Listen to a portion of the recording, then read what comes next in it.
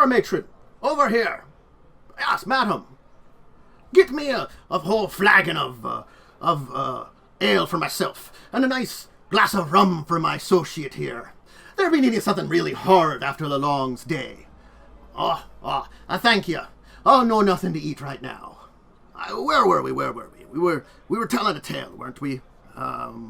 Was it about the Hurricane Kings and their history? Possibly it was about the Hurricane King. No. The Crystal Dodo.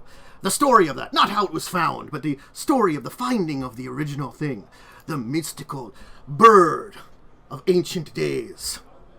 That's not what we were talking about again? What do you want me to listen to? What tale do you want me to tell? Look, I'm just glad you're here with me to listen to my tales. This old sea salt finds himself enjoying teaching you a thing or two. Teaching the next generation of Buccaneers to be great pirates on the sea. So what were we talking about again? Oh, the Dragon's Promise. Was that what we were talking about again? Yes, but I thought I told my tales of that surly group. Granted, their adventures end up in many places beyond here. They find themselves embroiled in many different issues in the Shackles, history-making ones. But their origins and where they come from, how they rose from simple swabs, press-ganged onto a ship, to captains, and eventually free captain, is an interesting story, which I've told. But you wish to hear more, do you? Well then, perhaps that's where we'll start in. Free captains. For it's the start of everything is there. A storm was on the horizon for the Shackles, a great upheaval that would cause history to change. And of course this small ship, the Dragon's Promise, would be involved in it more than they wanted. Things would be going on around them. But as the storm rises, they find themselves heading deeper into it. Will they dash upon the rocks? Will they find themselves stable in the eye? Well then perhaps it's time to once again sit down, my boy. Drink your rum as I drink my ale, and I'll continue my tales, teach you the ways of the pirate, the tales of the Dragon's Promise, Captain Yaalkol, of course, the first mate Revia, the scintillating Quentin, and of course, the crack marksman Misty, and the rest of them, aboard this quaint vessel, as they head deeper into the storm, towards the eye. Free captain is what they seek today.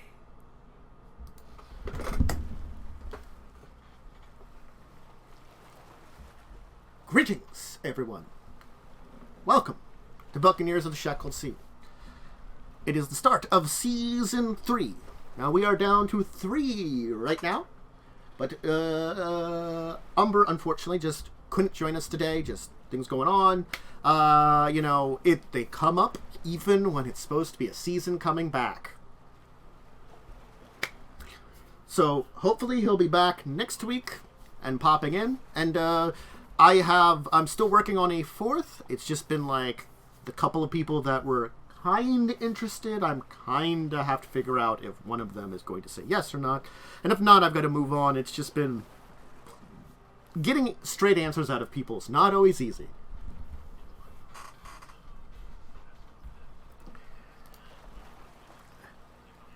If it's a new game, you can throw out... Yeah, new game, you can throw out a bunch of invites. This, I have to kind of, like, poke one person at a time. Yeah. It's not easy. But yes, when we last left off, you had gotten this big old treasure of Mancatcher Cove. You had laden your... Oh, you're muted? Dang. Thank you, Lightning. I forgot to unmute the players. Thank God someone was listening. I certainly wasn't listening. It wasn't long in, at least. It's better than when you left Wrath unmuted for top screen. That was just hilarious. Unfortunately, the conversation wasn't actually pretty tame.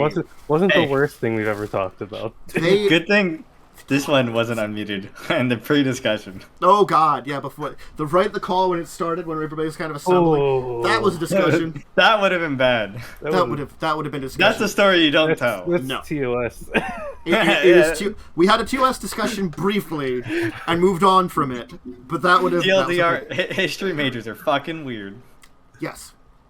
But certainly, unfortunately, a friend of yours has retired. Miss Natiles has settled down in Port Peril to create a shop of smithing of the sort, with Jack Scrimshaw joining her. We lost our boy. Mm-hmm. We lost the child. Look, he can no longer protect the traumatized child who was forced into this way of life and held prisoner on a ship and then never really taken anywhere where he could leave. Yeah, so we treated him good. All right, hey, we treated him good. Don't say it like that. Look, you treated him good, but that is still accurate. Tansis, there is one we made him fight a ghost ship.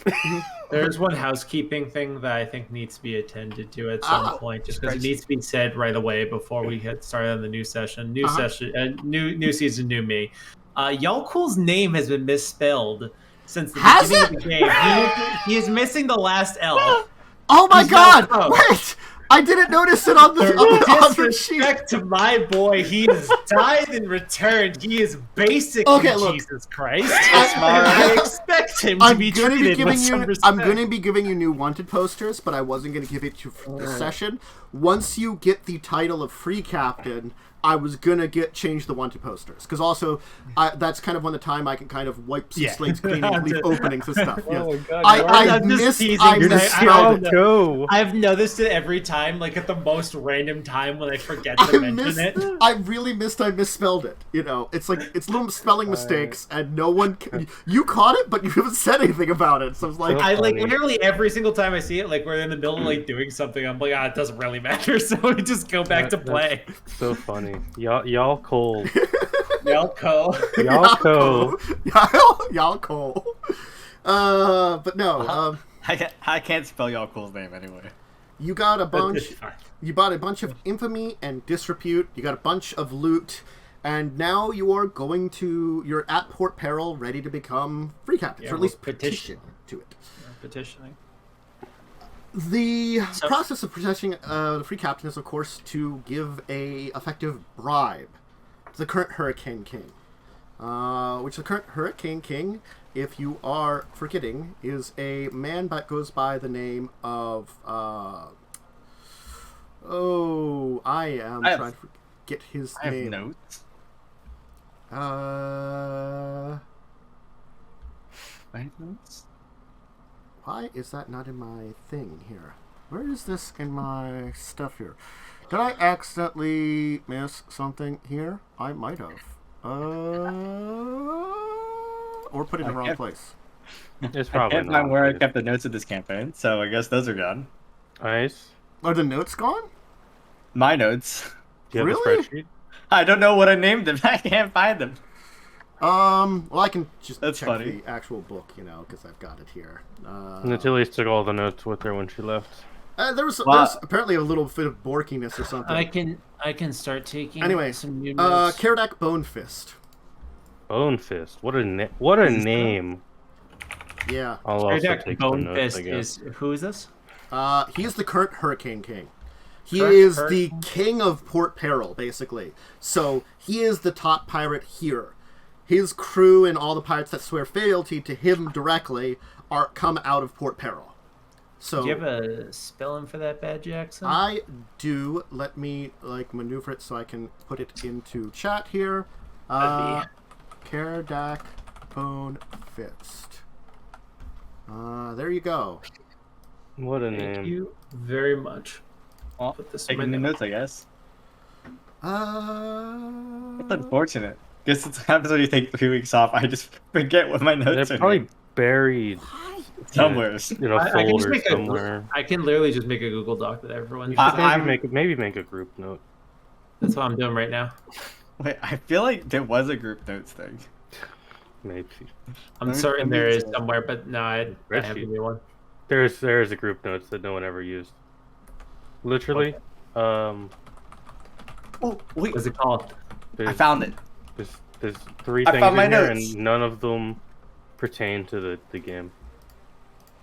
I gave you notes, but yes, I think the notes were whatever you wanted to. There's useful item, loot on the way to port, loot, ship's rolls, and infamy and disrepute. My last notes were forever ago. I must have lost these notes a couple times. I may have put something for this man in some other place, but now I've made another one. It's fine. I understand that. I lose shit all the time as a DM. It's fine. I made something new very quickly here. So we are not using Roll20 text doc editors to keep notes. I refuse to even imagine that as an option. I use it constantly. That's where I keep all of my DM notes. The pain. I just don't understand why they're so inconvenient. I use OneNote. I like OneNote. That's effort. I mean, so like you basically through your very wonderful brain, please work. Cook Ambrose learned of the procedures. Ambrose basically kind of told you, like, you know, it's he said it in a certain way that doesn't express numbers. It's sort of like you have to earn like a certain bit of a reputation and then have loot. And the reputation, you know, like he probably was judging you and being like, haven't quite earned the reputation yet. You're getting close to it. Spread some more, information, stuff like that. So you got yourself up to the appropriate infamy and disrepute. You got the appropriate amounts of plunder. You know that when you arrive, you have to petition. And you have to send a messenger to Fort Hazard, which is where the Hurricane King's seat is, along with a bribe of 4 points of plunder. That you have to have at least the basic amount of infamy threshold of despicable, which you do, and then that bribe, you will effectively get an audience on the following evening of that day.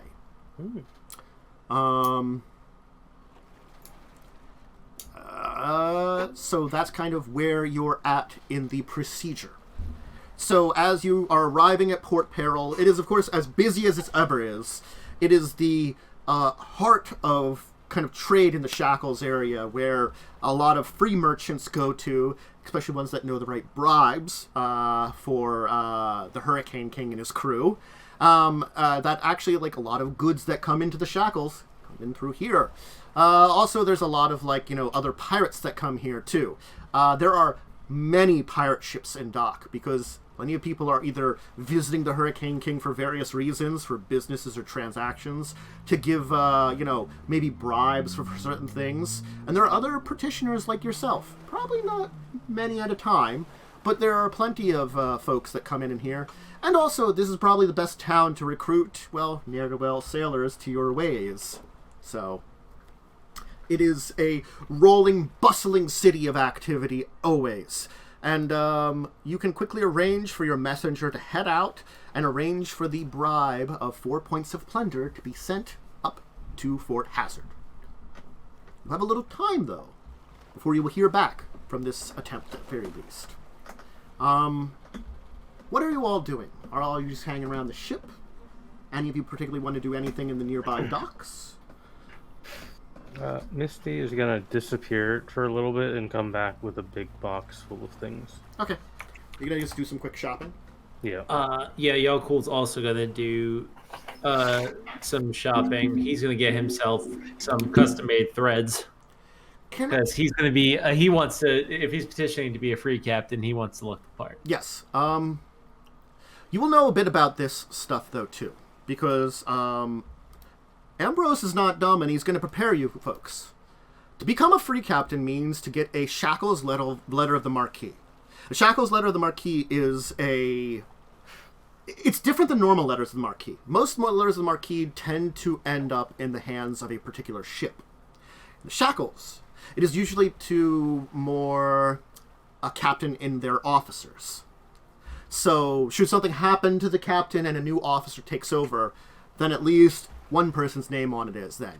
Most likely, most letters then, if there's a change of hands, you'd want to reissue stuff with it and get new names on it, especially if there's changes on that, to make it official. It accords the bearer the authority to seize and destroy cargo, incinerate or slay crew and passengers, sink or capture ships from other nations, mercantile or otherwise, within the territorial bounds of the Shackles. Of course, that's just the fancy way of saying you're a pirate, and the free captains and their those that are in charge of them, the Council of Pirates, looks after them. And, of course, a letter of the Marquis doesn't actually mean 100% you'll be safe. A lot of pirates ask questions later and shoot first. So, of course, there's some issues. Now, of course, a letter of the Marquis from the Shackles is a crime in most civilized nations and is penalty of the noose. But, of course, it is also enchanted. A secret page spell. So, if someone should look at it, it just appears as something else. And oftentimes, it's common knowledge who ends up with having it. So as soon as your crew would get it, people would know your name. The free captain, Yaalkol, of the Dragon's Promise, and his officers will become much more common. Most pirates can at least name the basic many free captains. Not all of them. There's usually a couple occasional, unusual ones here and there, and maybe you haven't heard of everyone, but it's easier knowledge. AKA, really low DC to identify a free captain. Fair. So, you're on your way to this. But, as I was saying, though, I do need perception from both of you that are going into town. Perceptive. Mm-hmm. I have eyes. What town are we in? We're in Port I Peril. rolled a 30. I'm going into town as well.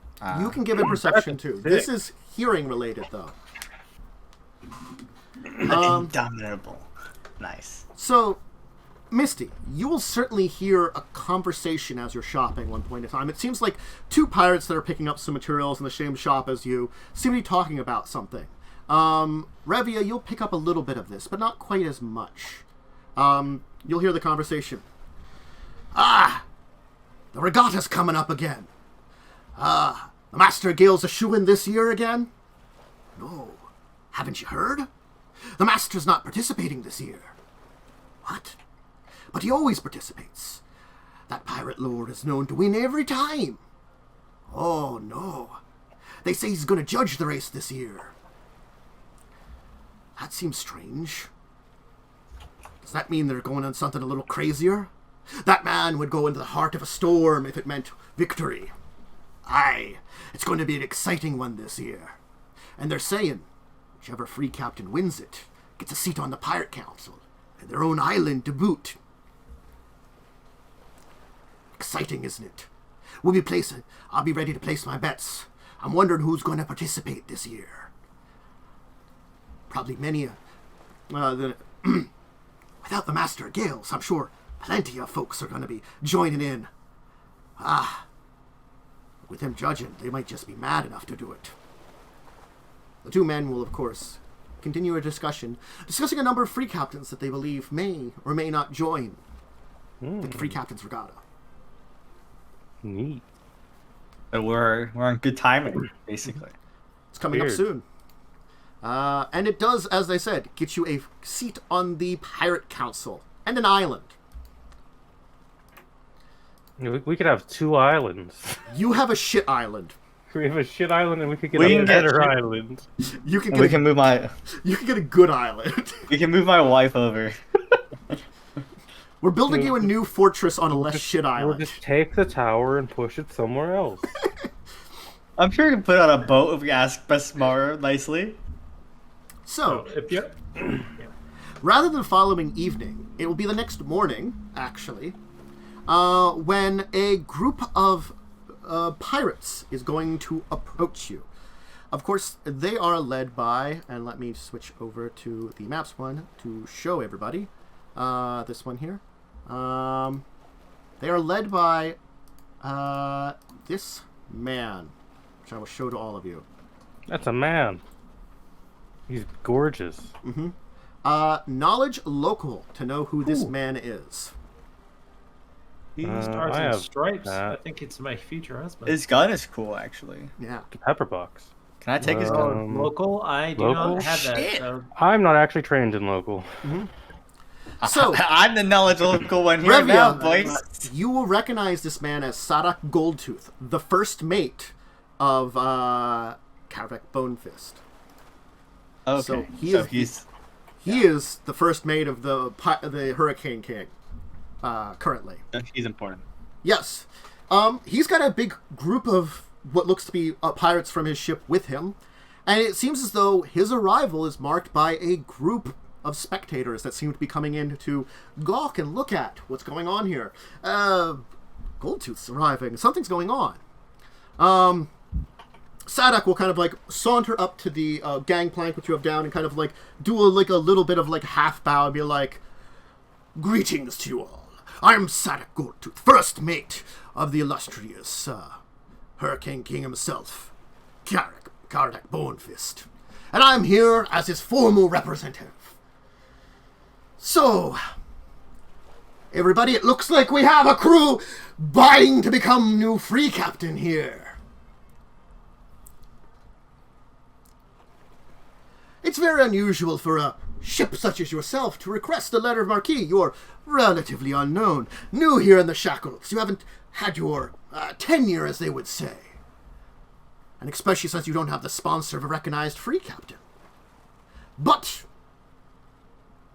since this is the case, the pirate code dictates that a ship's captain and officers undergo some testing to determine if you're worthy to become free captains yourself.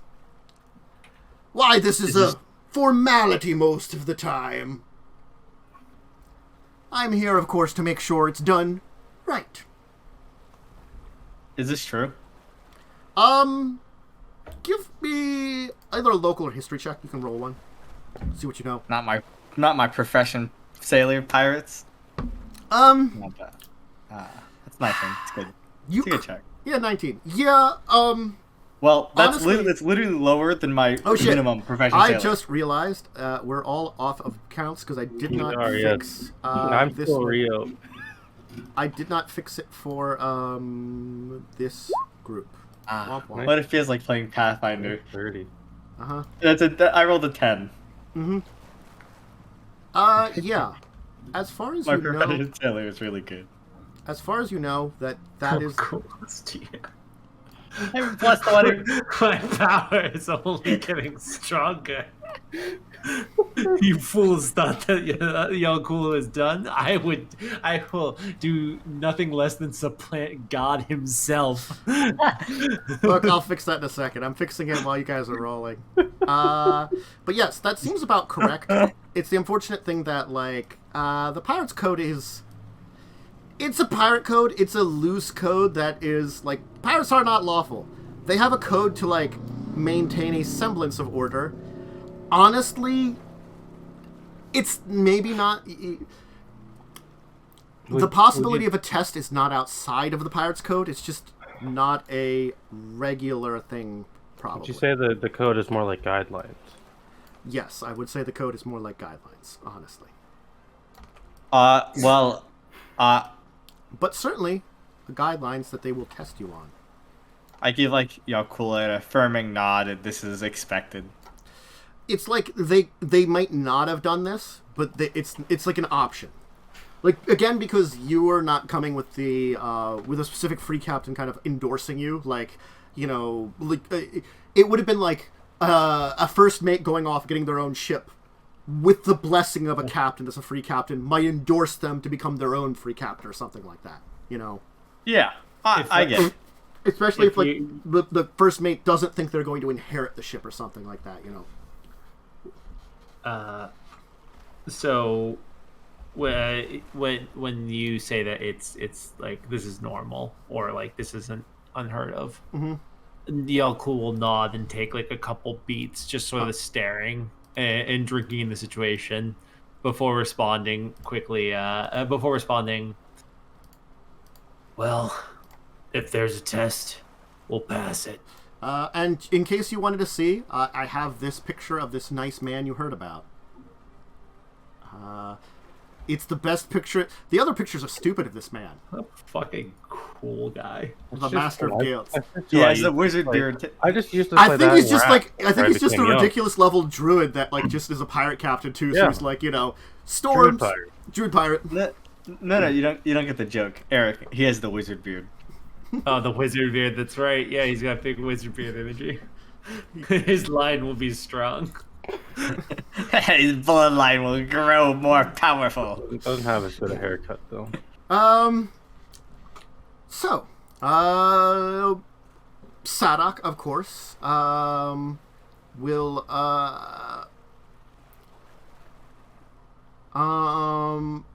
kind of like take a look at all of you and be like, "What a ragtag group you are! Think you're fit to be pirates, to be free captains?" I don't think. Well, Dragon Man. That's true. That's just very funny. Well, Lizard Man. There's some chuckles from the crowd and stuff, Yaalkol does not notice that he said something stupid. He doesn't think. It's just true. You can easily tell without a check that there are definitely some groups of the crowd that are not laughing along with his jokes, as he kind of offers a few not like hard insults, like little like cuts at your group, getting a few chuckles from most of the crowd. But there's certainly some folk that seems to like not like this man, obviously, or at least find why. I mean, he's only the number 2 pirate in all of the Shackles. You're telling me he's not popular? Mm-hmm. There will be 3 tests you must overcome. The first test, of course, will be a test of rigging. Oh God! I'll explain each of the rules, and one of your number must complete the test. You must perform without help or hindrance of others. Except for one of the tests where all of you can participate. Rigging. I will tell you, previous check, you will know in any kind of pirate tests, you're pirates. Breaking the rules is bad. Bending them might be okay. Of course, yeah. You never said I couldn't cast spells on someone before they go. Obvious casting spells would be like a faux pas, but maybe like secretly doing it? Hey, listen, I'm swift acting casting spells on myself, alright? You ain't... you can't take 10 on these skill checks, I will let you know, because it's competing. Alright, so the first is what, okay? Is it climb check? So, the first test is he's like, the first test, if you come with me, is to see if your plausible sailors are not just fancy jackets who found themselves in command of a pirate ship. He's going to take you to a nearby ship, where you must swiftly climb to the top of the mast and complete a tricky task on unfurling and setting the sail on the top yard without assistance, before one of my crew does the same on the mizzenmast. Flight magic is illegal, and you must unfurl the sails yourself. Conjure creatures can't do it. It's basically saying spellcasting on yourself is okay if you've got it. Having someone else spellcasting. He's going to take you to the Stingray. It's a bridge with 2 tall, square rigged masts. It's 60 feet up the rigging to the top spar. So it'll be 2 checks. Then you must make your way along the yard, which extends out 30 feet from both sides. You can, of course, accelerate climbing to increase your DC, but it increases the DC of the checks. You must use a climb check to move along the yard, or an acrobatics. This is something that Yaalkol can do. I have +8 to climb without my armor, which Yaalkol will just, like, as soon as we, like, get over to the ship, he'll just start removing his breastplate. I have a 9, but I have no issues with Yaalkol doing this. Oh, if you have a 9, then the Yaalkol... I have a +8 as well. What's the other check? Is it climb and what?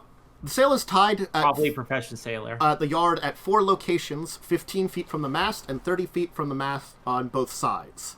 Correctly unfurling each of them requires a profession sailor, of course, and as a standard action.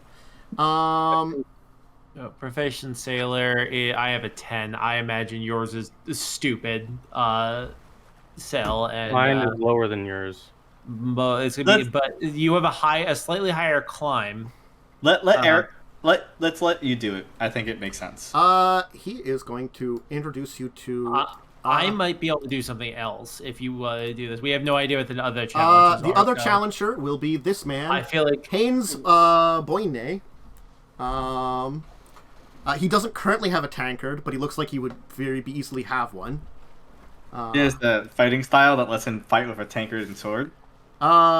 He seems very, perhaps, swashbucklery. Yo, that would be a good class and fun as hell.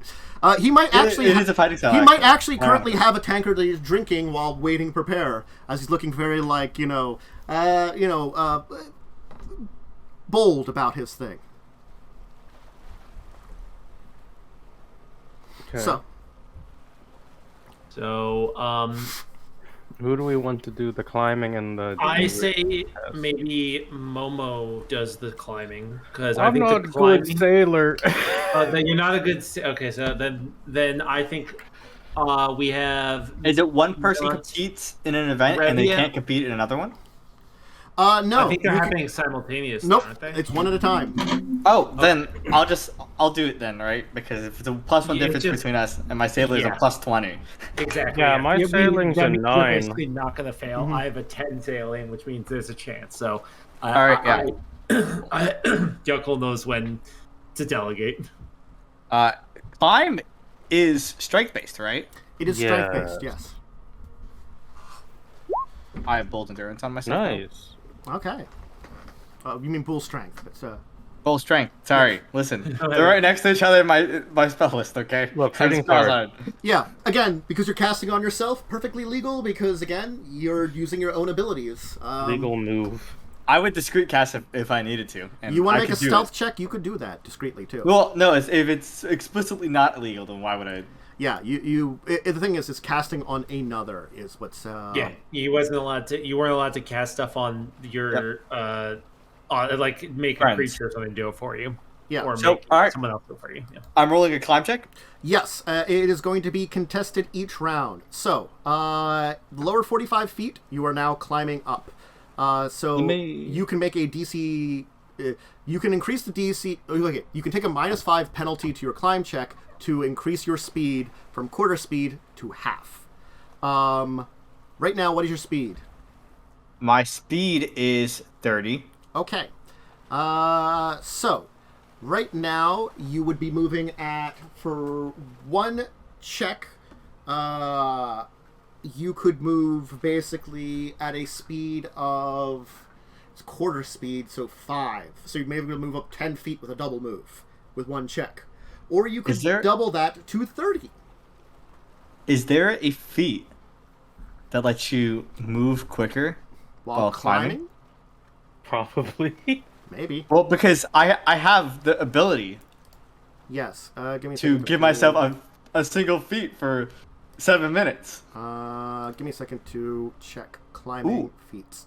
There's a graceful athlete that lets me add my dex to my climb. I'm wondering if this is important. Do you guys think it's important to try to maximize the climb here? I think there's like a fast climber, but I don't know if it's a feat off the top of my head. Well, I'm asking if it's worth searching up at all. If my companions think it's worth searching up. Nipple climber? No, that's not. Oh, no, that's a rogue talent. I'd say it's worth. So I can add my dex, which adds a +3. Do we think a +3 is worth using my other spell that could be used later for something? No. Not right now. Okay. Then let me just double check it. It's combat feats, right? No, any feat. Oh, any feat. Oh. Did they say how many challenges, by the way, Tantus? I don't believe three. How many? Three challenges. Three challenges. Yeah. And, it's instead of your strength. Never mind. Then it's not totally not worth it.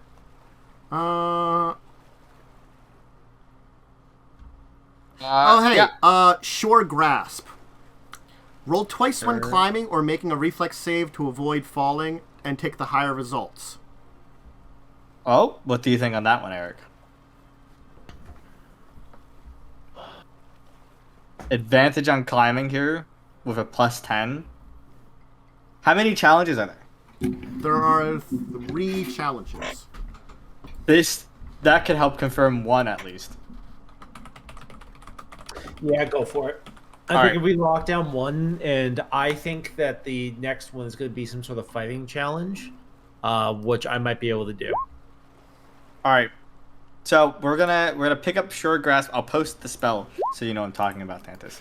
It's only because I'm a half elf, which is funny. That wasn't in my consideration when I was making the character. Neat. But I get +2 to Dex and if you possess in a treatise, if you possess any 1 feat for which you meet the prereqs. Oh, because you basically become better at being both an elf and a human. I get you. Yeah, it gives me the benefits of being an elf and then the feat benefit of a human. It's really cool. Yeah, that's pretty cool. Okay. And I can change it every once per day. Basically, I can cast it and I can change whatever it is. Yeah. So I won't. I guess I'll apply the bonuses. I don't know if I have that in my thing yet. It won't matter for this. So it's basically going to be like double rolls. Do you want to accelerate climbing then? What's the acceleration DC? What's the DC normally? What's the acceleration? You do not know the necessary DC. I'll tell you. It looks pretty easy on the bottom, and a little bit more difficult on the top. Basically, pretty low DC on the bottom part of the rigging. Climbing up 5 higher at the top, 15 feet. So accelerating will double your speed. And remember, it is technically a race. Can you accelerate on the bottom and then not accelerate at the top, basically? You can choose to do that. Yeah, I'm going to accelerate at this bottom part, 100% then. Yeah. There's no point asking. Yeah, and then you can kind of make the call yourself at, depending on if you're falling behind or anything. Yep, all right. So roll once, roll twice, a 16 on the bottom. Okay. You will make your first climb check. I am going to roll a d20 now for your competitor. You will roll a 7. So the two of you will be even for this first part here. I imagine I rolled low. Yeah. Honestly, it requires you maybe to take more risks, or him to take more risks for you to get ahead of each other. You're going to be pretty even. So that's the first. Both of you accelerating. You get the first 30 up pretty easily. So then I will need for the next round. I would technically need 2 separate checks if you are trying to double move while doing this. So that's acceleration? Is it double move? Let me just check something here. I'm cool with trying it again because I have advantage on it. With a +10 on average, I should. I just don't remember if you can double move while climbing. I think you can, but it's been a while since I fucked around with climbing. I don't see why you couldn't. It just takes up twice. I think it just right? It's just you move at half speed if I'm. Yeah, I think that you can, right? Because you can double move with difficult terrain. Yeah, with a successful check, you can move half your speed, so you can move twice for that sort of thing. So yeah, so you would move. You would have to make 2 checks though this next time because you would move the remaining 15 on the lower part, and then you'd move into the upper part. So you'd either have to slow yourself down or accelerate into that. So both of you would be making those also. I think you see what he rolls too. So you kind of see how it plays out because you might have to risk it at the top if you want to win. Mm-hmm. So I can accelerate for this first part and then choose to slow down for the next part. You can do that. All right. Well, is it like I have to choose to either accelerate up, roll both as accelerated, or can I wait and see what happens after my first roll? I will be nice and allow you to wait to see what happens after your first roll. Cool. Then I'm gonna roll acceleration. Well, I don't think I need a roll again. Yeah. But... And then see what he rolls. And he's okay. He's also making his way up. So both of you will make it up the bottom 45 successfully at the same time. Unlucky. I'm gonna go again. Fast and furious. All right. Fast and furious. 23. All right. You will make it up to the top. He's going to slow down. He's just going to make it up the first 5 feet. You are ahead of him. Yeah, fuck, loser. No, but He's cautious in comparison to you, at least at this top part here, because it's sort of like he doesn't trust the DC kind of thing, I don't know what the DC is, so I can't not trust it. He has less on the line here. I'll tell you. Bottom part was Nothing. DC 15 accelerated. Top part was DC 20 accelerated. Oh God, that is a 50% chance of failure. Well, you got the 2 dice, which really help a lot. Yeah, well, it's less than the 50%. It's like I will need the remaining folks down on deck. Please give me a perception check right now. Patch's little cheating motherfucker. All right. Don't let nobody cheat. 28. 28. Okay. Yaalkol has eyes. Misty, can you give me a sense motive check then? Oh, let me make sure I have my things added into sense motive properly. Okay, I do. Oh Because God, you're you in- asked an inquisitor sense motive. I sense no motives. Okay. It's actually a pretty low roll for me. That's a 4, yeah. Yep. Pretty. Well, there Pretty seems bad. like the deck of the ship is pretty cleared, except there is strangely a bald sailor on the foredeck of the Stingray. I'm gonna go move over that bald man. Okay. Chat him up. Yaalkol's just screaming on the sidelines. Yaalkol's the best hype man. I'm gonna distract this bald boy. Okay. So you are at the top. Can you Sailor give check? me a profession sailor check? Honestly. Yeah, I can. That was a 2. That was a bad roll. That was almost as low as I could get. As you're up here, you realize that you must that there are 4 points, 2 on either side. If you untie all the sails on one side, the yard will be loose and the sailcloth will flop about, which means that you have to release it in stages. Inner one side, inner other side, and then the outside and outside. That makes sense, yeah. Uh-huh. So you will need a climb check to climb along the mast. As I said, the first one, like the outside on the top thing, on the 15 feet from you is the first point on either side. It goes 15, then 30. So it's like 60 feet wide. So he's still behind me, right? Yes, he's still climbing up. All right, then I'm gonna take it slow, and I guess I'll make my climb check. Sure. Well, I don't have to speed up, right? Because I can make that 15 in one go. To make a 15 at one go, you would probably need to still accelerate, because you move at 5 if you're not accelerating. Do I have a quarter speed. Do I know how difficult climbing like this mast would be? It's Being a you're not balancing, so it's kind of like you're shimmying along shimmying it. up, right? Yeah, you're shimmying along it. So I mean, like It's a circular thing high in the air. You could slip off and go. Whee! Well, luckily I have advantage on my reflex save as well. It's seemingly, though, probably a little easier than. I said the difficulty is equivalent to your lower end, aka if you accelerate it's DC 15, if you go normally it's DC 10. Listen. Hey. You could also use acrobatics to move at half speed naturally, which is DC 15, or full speed with the DC 25 acrobatics. Well, my DC check is easier with climb because I have advantage. Yes, definitely. That does make it easier. So 26. So you can quickly accelerate over to the first point. That will be your move action. Unsnarling, if I can say it first, is a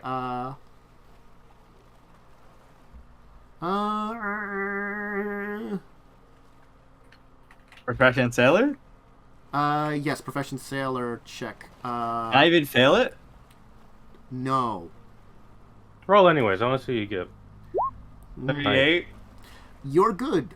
I felt this character. Listen, all right, remember the first thing I said when I was making this character? I'm like, I'm making Standard something like a action. So profession that sailor. is your turn. I will make 2 checks here. Climb and climb. He will get up to the top. So he will be a little bit behind you. So he's at the top now, and you've unfurled your first one. Misty.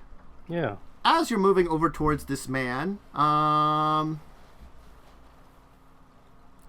you will see, so you will not give it a chance to act during the first round of this man's sabotage, but you will see him begin to untie a knot securing this line. This line that seemingly conveniently seems to move up to the boom swing, causing it to swing around and crash at the foremast's rigging, if it would be untied. It seems at least he's untied the knot. It still hasn't been unwrapped the line from like the thing it's connected to. Okay. So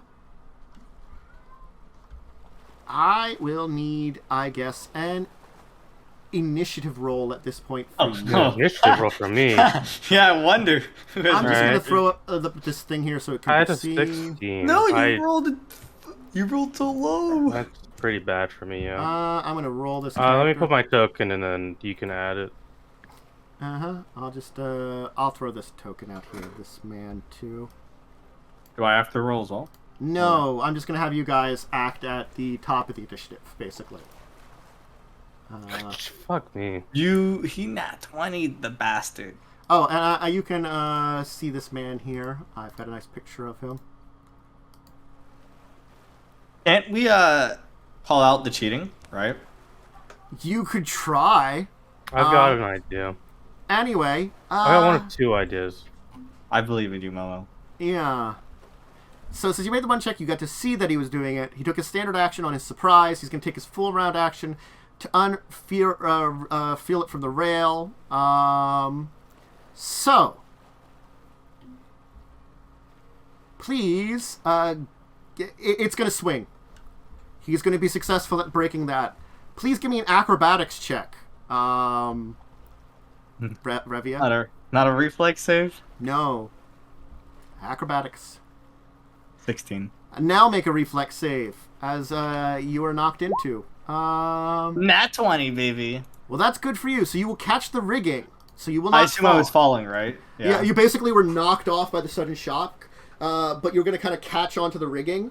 So you will have to kind of like climb yourself up and like take a probably a move to get yourself in good condition. But at least you are hanging on, basically to the top. You like one of the ropes you kind of unfurled. You get kind of caught onto it, man. You kind of scrape your hand a little bit as you hang on, and are kind of swinging a little bit as you kind of knock into part of the sail that's been partially unfurled.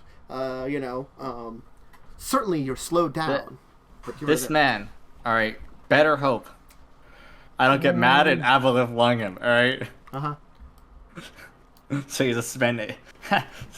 Okay. 14 hours at the sea. I'm gonna. Where's your token? I can't see it. Let me. It's up here. Pop this out. Get rid of that. Do I pop prayer? I see it there. Yeah. Turn. Let's do that. So, we'll have the group. Yeah. So I'll have you guys go at the end of the turn then. Your issue. So Misty, what do you want to do? You're like kind of moving on to deck, and you just saw this man do this. I got 1, 2 plans. Is there anyone else on this deck? No, he's the only one right here right now. Okay. Doesn't look like anyone's watching me. Or paying attention to me besides this guy. There's a large crowd. Okay. Certainly, there are probably eyes towards you. Whether or not they're noticing what you do, you're not hidden. Like, honestly, it's the sort of thing of like people could have noticed this man doing something. Mm-hmm. Other people could have noticed it, but no one did. It doesn't mean that they couldn't notice you. Same kind of thing. And it depends on what eyes are on what's going on. Yeah, so I guess I can try and like go around a mast to kind of be a little more obscured. Mm-hmm. And then I want to early judgment this man. Okay. So he needs to make a will save. All right. This is very risky. Let me go to his character. He's probably gonna succeed. Let me just roll this will save of. I'm gonna be sad. I'm sad. You rolled a 17 and got +0. so sad. Wow. Alright, he knows I cast a spell on him, I guess. Yeah. What is he gonna say? This person cast a spell on me. Where? While I was trying to cheat. Where? Fucking loser. Alright. That's upsetting. So... Revia. So, Or Misty what, doing anything else? Misty doing anything else? I'm checking if I can do anything else. Because I actually do kind of want to check if... Because I don't think I could have done anything to boost that, but I just want to make sure. Mm-hmm. Because I don't think any of the judgment, or the judgments give a plus to your DCs. Unfortunately. don't think they do. No, there's only ones that give you buffs to your saves. Yeah. There's a lot of miscellaneous buffs, but DCs to spells... There aren't a lot of aggressive Inquisitor spells. Usually that is reserved for items. Yeah. Shit. Yeah, there's nothing else I can do. Okay. Revia, you're hanging. You will need a climb check to at least stable yourself. Yeah? Mm-hmm. I can provide you that, Tantus. I'll give you that satisfaction. Yeah. 28. You're good. And I assume you're going to move back towards the center so you can start moving towards the other side to unhook the outside on the other side. Yeah. Alright, and I'm just going to roll something here. Boop, boop, boop, boop. And boop, boop, boop, boop, boop. Let me just check. That's not great. So, you are still, ahead. Ooh, wow. So he hasn't finished unfurling his first one. Oh, wow. What a... Pepega. I mean, very few people have your bonuses because they don't build into it. So, I mean, like... They're not a pirate captain, some would say. Most pirate captains don't have your bonus. Yeah, because they're not real pirate captains. They don't understand the necessary need to maximize your shipping potential. You could say minimize your other potential and maximize the one I could still combat. About it. The man's gonna kind of like actually like because you're still a little distance away. He's actually gonna move over and kind of like hop off the side of the ship to try to jump into the crowd. Running away. Yeah. No, Like don't a run. loser. He's a saboteur. Momo. He doesn't really care. Momo, hunt him down, drown him in the ocean. I'm actually he deserves gonna death. follow this man. He's gonna also. Oh man, that's a really good dick. acrobatics. He rolled a I guess 17. I'm not following the man. Well, no, that's not stealth. That's jumping into the crowd. I guess I can step to find him. I guess I'll roll this stealth though, and let's see how well he does there. I can maybe beat him. He rolled not a 17 for a third time, which would have been ridiculous. Alright, I guess I'll try to perceive. Yeah. All right. Yeah, you can see where he's I'm gonna going. follow him. Okay. And you'll just push through the crowd. Yeah. I will need if you want to, like, get there and be, like, behind him, I will probably need an acrobatics also to jump down into the crowd like he did. I have a peg leg. I'm not gonna do that. Okay. Then you will be... he'll be not quite getting away yet, but it'll be more difficult to follow him on other turns. AKA, he'll get a bonus to his stealth checks to try to lose you for a little bit here, as you continue the chase. In the meantime, Revia. Yeah. Going for the number 2, so I'll need a climb and profession sailor to get the second one. I will inform you, it seems like everything's a little bit more difficult. Everything's been rattled around on your side by the sudden shock. But for the profession sailor, not the climb. Oh. Then I don't care. Is it 19? Mm-hmm. That's for the speed, which works because it's DC 15. Yeah, Do I need to roll profession sailor? You do at this point in time.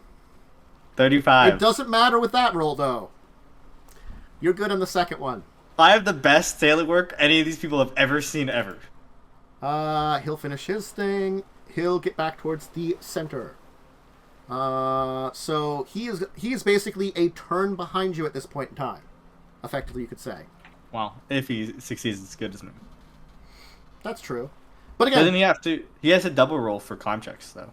Or he has to. No, the DC's up. Never mind. I'm dumb. That was earlier. Yeah. All right. It's now saboteurs. And I'm just gonna have this man continue to try to lose you in the crowd. Honestly, as he's moving off away. He's gonna try to check there. You want to roll your perception? I think. Okay, I'll roll. Let's see. I lose him. He manages to use the crowd to get away. Turns out having a peg leg slows you down a little bit, unfortunately.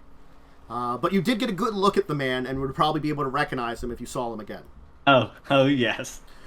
Also, I'm going to say it did look like perhaps he came in with Goldtooth in his entourage, or was at least in the area of it.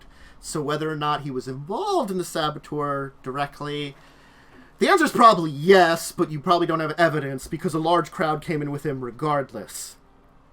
I'm so sad because early judgment would have just prevented him from ever being able to do anything. Yes, that probably. Yeah. But he has +0 to will. What's his alignment? Neutral. He would have been confused for 1d4 rounds. Early judgment, the spell. I love that spell. Unfortunately, I'm playing an Inquisitor, which means I don't have a good DC. Yeah, I feel your pain. DC is just one of those things that just...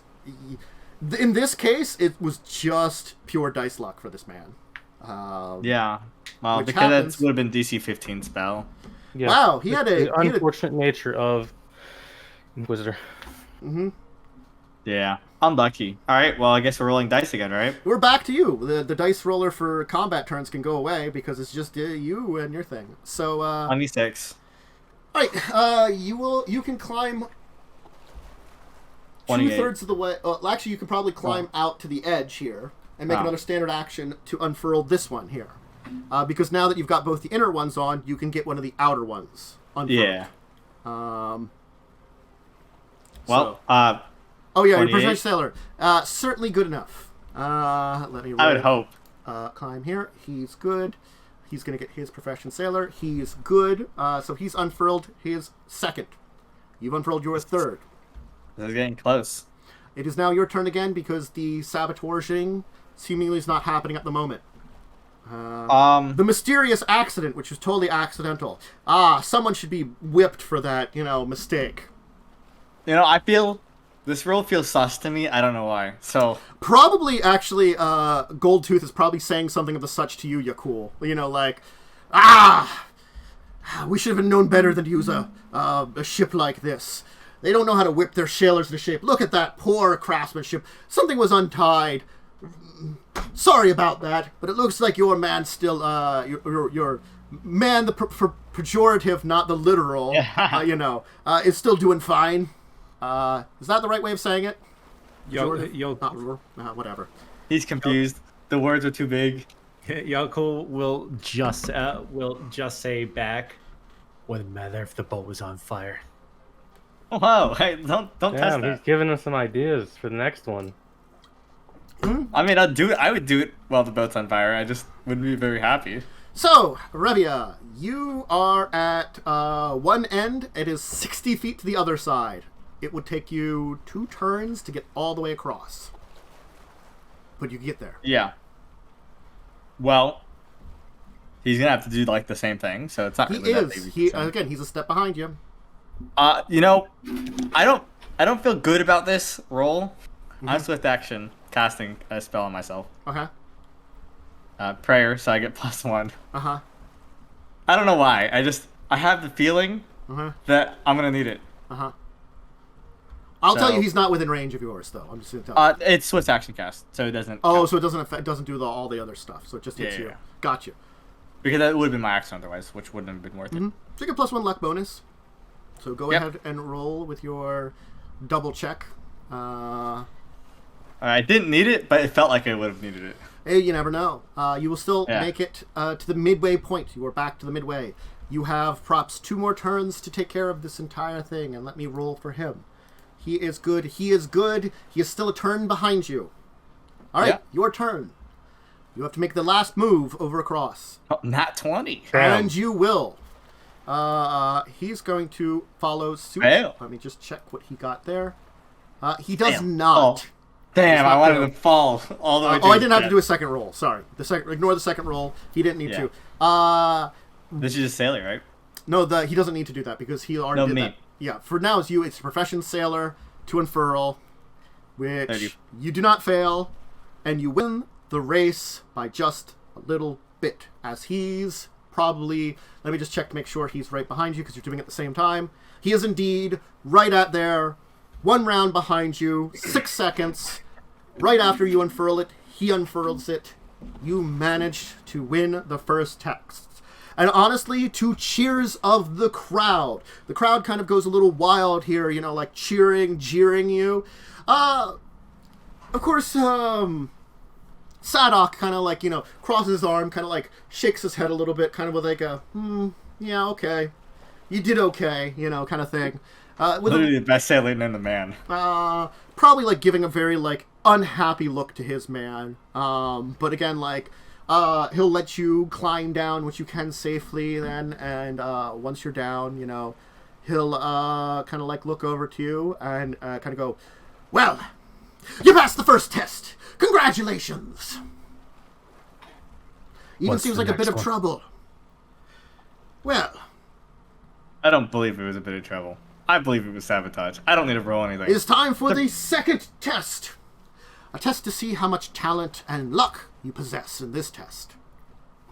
He's going to actually bring you back to your ship, where a small table will be set up on the aft deck of your ship.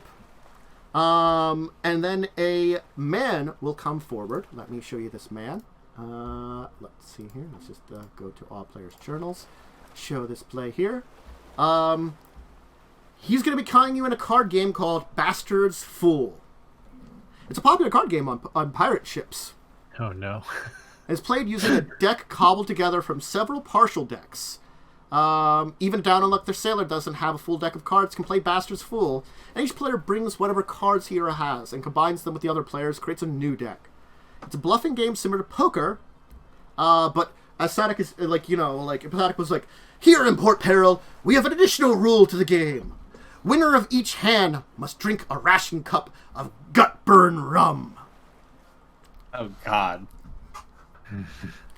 That sounds terrible. This just became Yaalkol's game. Each player must stake No, you have no bluff. 100 platinum pieces from your own supply, and he'll kind of turn to it. He has a money changer in case you need to change anything over to platinum, but that will be... platinum? I don't think any of us have that. Yeah. That's 1,000 gold. So It's we do have- 1,000 gold. Okay, look. I have alright, 1,000 it's gold. late at night. You can't. You memed me on my math earlier. This is just times 10. So each hand Yaalkol. you receive. Alright. So each hand you receive a starting hand and place your initial bets. Then you may discard some of your cards and draw more to improve your hand and bet again. Once all bets are matched, the gamblers reveal their cards. Best hand wins. Rather than play out every hand, what we're going to do is you're going to basically describe your strategy, and we'll make several checks to develop your strategy of the game and kind of narrate this entire thing to make it not so crazy and long. Are we all playing, or is it just one? What's the kind of what's the kind of rule of the game? I don't need very specific rules. It's Just enough kind rules of that I can it's come up with a strategy. poker with not a set deck. Okay, cool. So basically, Yaalkol is not going to be able to do anything smart or charismatic. But what Yaalkol can do Power through. is be loud and distracting. Well, Yaalkol is wise. Yaalkol is a 14 wisdom, so he knows right. that he can get people's attention. So he's just gonna the whole game. Yaalkol's gonna do very rude things at a table. He's gonna hit the table a lot. He's gonna get out of his personal space and get into other people's personal space. So here's Yaalkol's gonna make the people who aren't on our crew very to simulate the uncomfortable. actual game. You will roll dice, trying to get a score as close to 20 as possible without going over. At the beginning of the hand, each player can ante 1 platinum piece and secretly rolls a d20 representing your starting hand. We're just gonna roll them. I'll GM roll so people in chat will see, but you guys will not see your opponents, but everybody will see yours. A round of betting ensues. Minimum bet is 1 platinum. You can do all in, of course. And then to draw and discard, you may secretly roll another dice of your choice, d4, d6, d8, d10, d12, or d20 to improve your score. The larger the die, the more cards. This is followed by another round of betting. A player can fold at any time in the betting. In this case, the opposing player wins. If the total of the dice is 20 or less, that is the gambler's score. If it is over 20, the score is only a slightly higher number on a single... the gambler's score is only the highest number on a single die, representing a poor draw. Is there a way for us to roll in secret? There is a way to... Yeah, chances will always see it. But you guys don't have to secret it from each other because only one of you is participating. I will just say, if this is a game of sense, motive, and bluff, I can make my sense, motive, and bluff a gambler a lot better. can make one of the following checks each hand: bluff, profession gambler, or sense motive. Yes, I can give myself a +6 on bluff. A successful check adds 1 to your score, an additional +1 for every 5 points over the DC, even if this pushes the gambler's final score over 20. So basically, if you go over 20, you can only use 1 die. If you have multiple die that add up to 20. Because remember, you roll a second die on your second roll. So it's not good to get over 20. On a tie, no one wins. High score wins the pot. And a new hand begins adding existing pot money. A failed check reduces the gambler's score by 1 with a -1 for every 5 points under. You could make a sleight of hand to try to cheat. So only one person plays, and we have an Inquisitor that is literally designed to sense motive people. Yeah. And we're Once even again- discussing who's going. I think it's Momo. If it's only one person who plays, then yeah, Momo's it's going. gonna- There's no question. I'm assuming magic is banned during this. Yes, this is not something you'll be using magic for. Each time you win, you must drink a shot of rum, which is a fortitude save, +1 for each additional one, which gives you penalties to checks. And once you've consumed a number of drinks equal to 1 plus double your constitution modifier, you're sickened for 1 hour, no matter what Right. your checks are. Yaalkol put up the gold for the... I will tell that he you, needed. just because it's comical, he will drink to win as well, but it seems to have no effect on him except to increase his toothy sneer. So Fucked. Is there he's just good with drinking.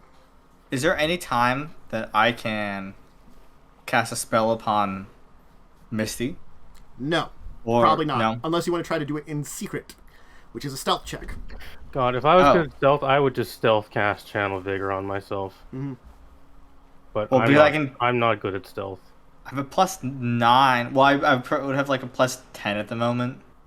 I have 4 stealth. I don't. Is it? Well, I can give you So I endurance suppose- if you think it's worth. I will. I mean, I don't know if it's worth because you might get caught. Then I believe in you. Just don't fail. Because I think it's gonna just be dice rolls. Because I technically get bonuses on my fortitude save because I have a peg leg, and that means I have more fortitude. You're used to pain and suffering. You literally got a hollow leg. Yeah, Okay. I'll play this game. Yeah, Tiny tattooed covered lady comes up.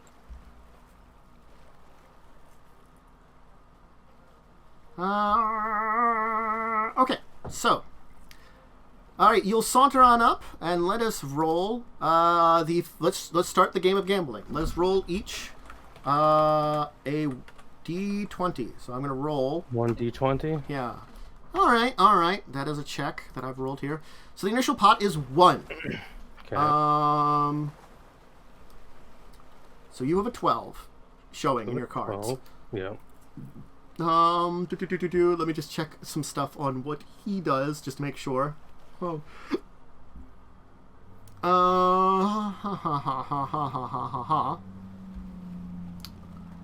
So, now, you can basically draw and discard. What die do you wish to roll? What kind of die can I roll? Because you cut out a little bit. Don't you? Any of them. D4, D6, D8, D10, D12, D20. I'll roll like a. I'll roll a d8. Okay.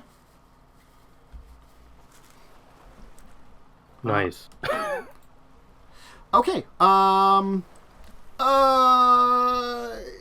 Okay. Actually, I forgot to do one, so we'll say like, do you want to,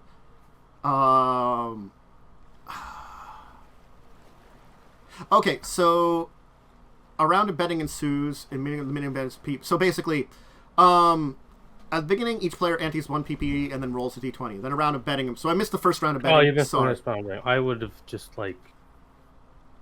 Is it like poker, or is it like I have to bet money? I'll tell you, it's gonna be. Like there's no call. I just have to like put a coin in or something. Yeah, you just say how much you're gonna be putting in. I'll right put now. like another 2 coins in, I guess.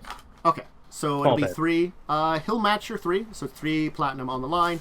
I'm probably going to be drawing and erasing a number now a lot to keep track of how much platinum you two people have. Yay on my end, but that's, the sake of this. Do you want to do anything to improve your position? What can I do to improve my position? Bluff, profession gambler, or sense motive. You could do, you can also sleight of hand cheat. You can do one of those and cheat. Those are the gambler's stuff of, like, judging what's going on, All sense motive. Okay. It is DC 15 to get +1, and every 5 over, you get +1. So it doesn't matter. I can't fail the DC, so this is only for gain. Mm-hmm. So 27, so you'll push your score by 3. So your final score will be 16. You've managed to push your score to. Do you want to cheat? No, because I am bad at sleight of hand. You will win the first hand and increase your pot to 103, and his will go down to 97. Second hand, 1 innie from each of you. All right, initial d20 rolls. I'm going to try to streamline this a little bit, but we'll see about it. Okay. It's okay, because I'm at the edge of my seat watching this rookie game. Do you want to add it? What do you want? Okay, so it's first round of betting now. There's 1 pot on each of you in pot. God, I don't want this to go on forever. Mm-hmm. Put in that 10 plat. I'll put in 10. I assume we're trying to drain each other's money completely. Yes. So I kind of spaced out a little bit. I'll do 10, I you guess. won the first hand. Please give me a Constitution. Fortitude. Yeah. Save. Bloop. Nice. Every time you fail, you have to drink. It's not if you. Okay. Every time you win, you have to drink. So you have a -1 to skill checks for each failed save. You're getting drunker. So you just have a -1 to your skill checks now if you make any skill checks. Okay. I'll mark that off from your first one. As soon as you put the 10 gold in, he honestly will fold the hand. You win the 1. Fair enough. Yeah. Too high blood for him for this early on. I'll press this fortitude save and get even drunker. Yeah. That's 15. You are not even drunker right now. Congratulations. If only I was the dwarf. Do you have the -1 on that? That's not a skill check. It's -1 to the skill checks. My bad, misheard. Yeah, and eventually though, you'll just be drunk, and I know when that is. Well, what's your Constitution modifier? My con mod is 1. So after your 4th drink, you'll be sickened. Okay. I will notice once you've taken your 4th drink. So you've won twice now. The next round of betting begins. All right. I'll do another 10. Honestly, I guess. I'll give you the sense.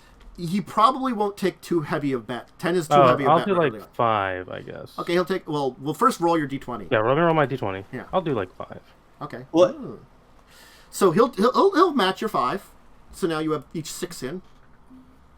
Well, this is gonna take forever if he doesn't ever take. Well, the problem with that, if he keeps he has a doing time. that, There is a certain point in time that he does it unless you do. There's certain things that happen. I'm gonna get mega drunk before that. He wants you to get mega drunk before he goes all in. That's his purpose, is to watch and make sure you get mega drunk. He's cautious until you get drunk. Okay.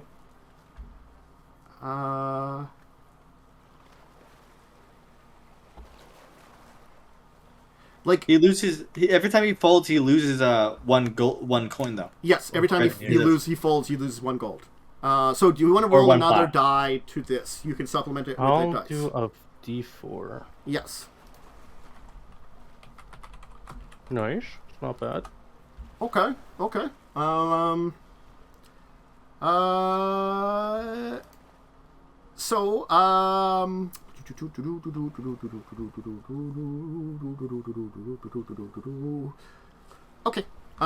you want to make a check to increase your score?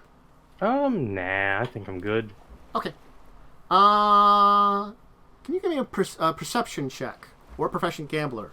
I don't have profession gambler, so I'll give you perception. I'll put this -1 on here real fast, and I'll press the button. 28. Okay. Then certainly, you will notice something from the dealer. He seems to be favoring your opponent. What a surprise. Is there anything I think I could do for this? You would know what cards are the top of the deck before the. Ooh. You could basically point it out. Yeah, I'll point that out. Okay. I'll call this dick out. Fuck him. There won't be like an acknowledgement of the cheating, but certainly I will tell you, you will win this hand, earning 6 now, putting you up to 110 to his 90. And he's actually going to kind of curse out the dealer a little bit, kind of throwing him away, saying that he was bad luck anyway. And then he's going to take over the dealing himself.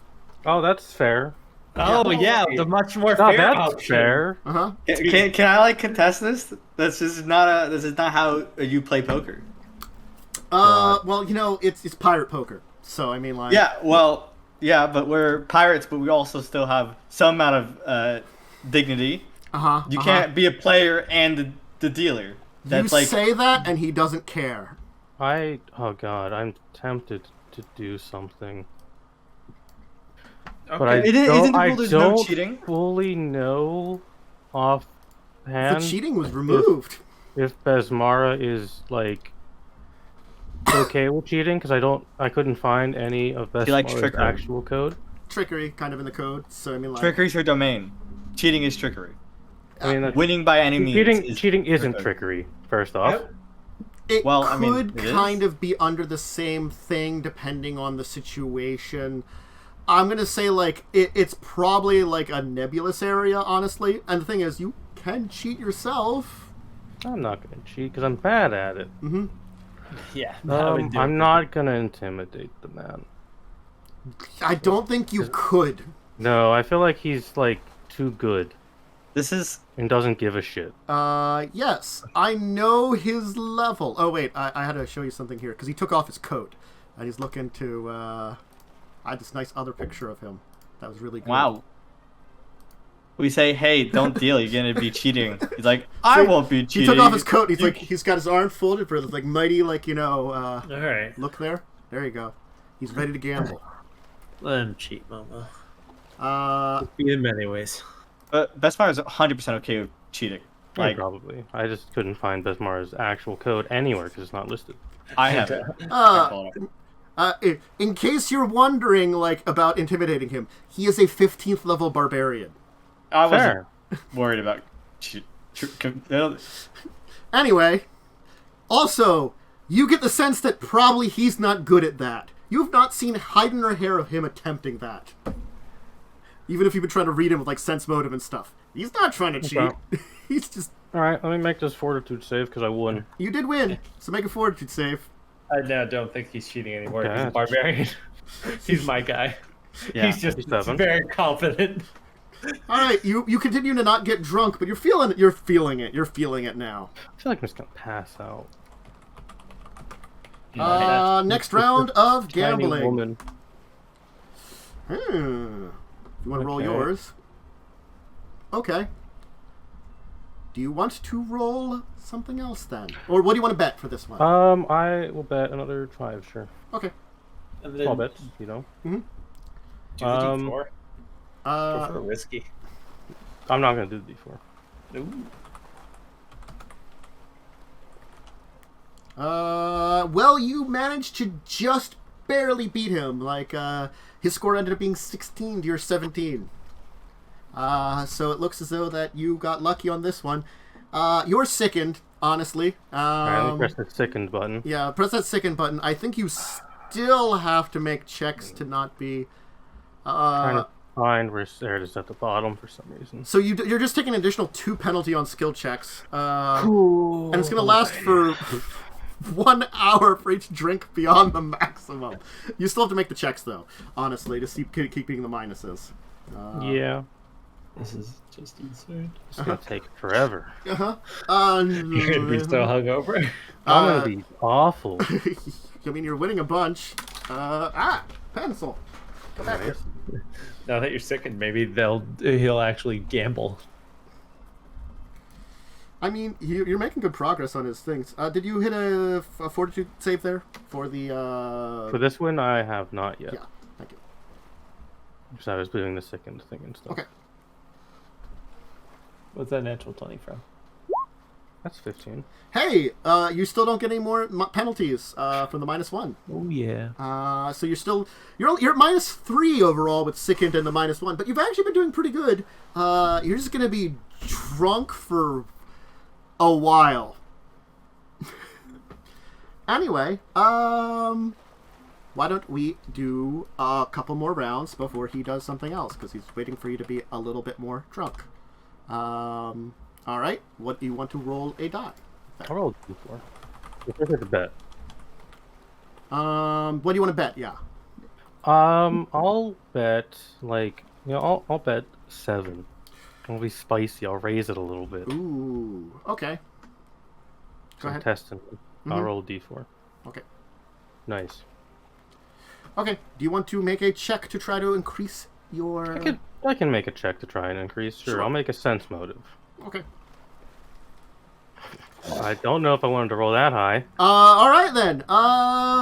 Yes, you will manage to beat him again.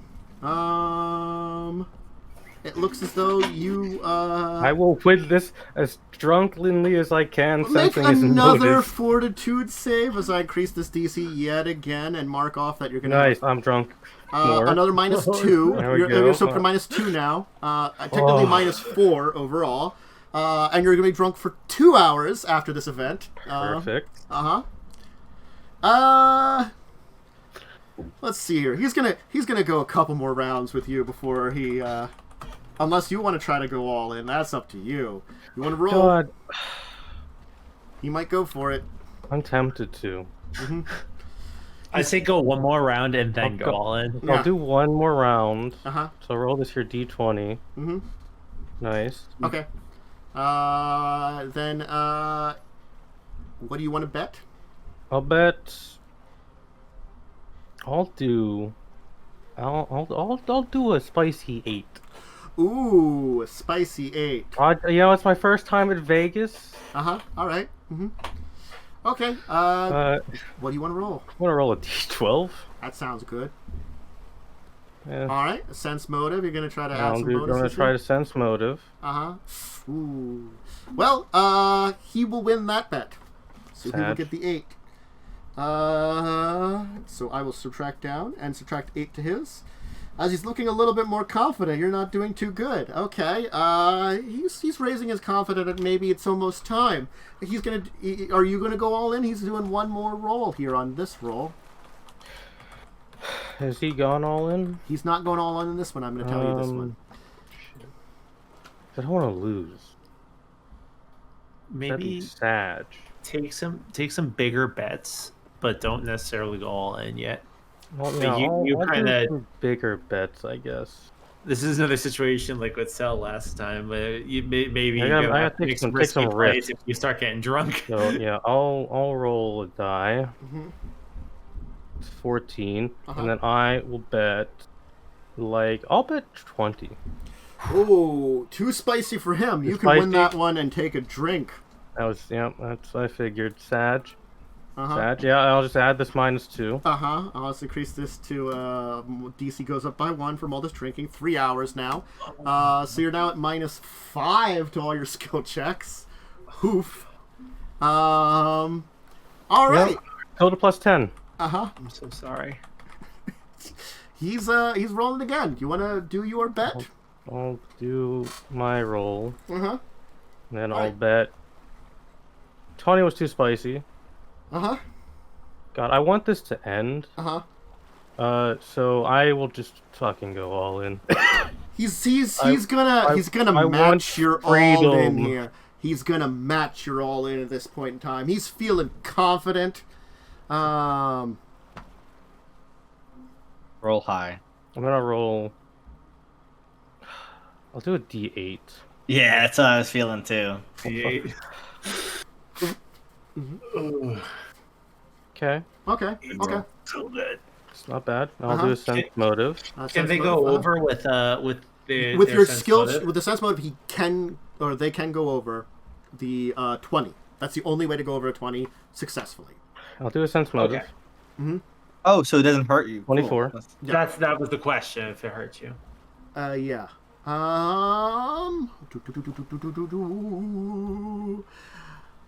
Well, he thought he had a great hand. Your 20 beats his 17. Hell yeah. I mouth him off in Varisian and saunter off to go pass out. We get Rio to lesser restoration. I'm gonna need that for the hangover. He's actually gonna congratulations. As I said, it was a bad luck with the dealer. I should have had a different person begin with it. He's actually gonna start to take his own side of the coins, like his own 100. Do you want to do anything about that? He's like, friendly game, not real stakes. Oh, what a scum. I do want to try to stop him. What do you want me to roll? Up to you. Is it worth the risk? I don't think it's worth the risk because I have a -5 to everything. You are very drunk. You would have taken our money, and you know it. Yaalkol, he would have definitely taken your money. Yaalkol will unilaterally back you up, but... Yeah, I have a -5 to everything, so no.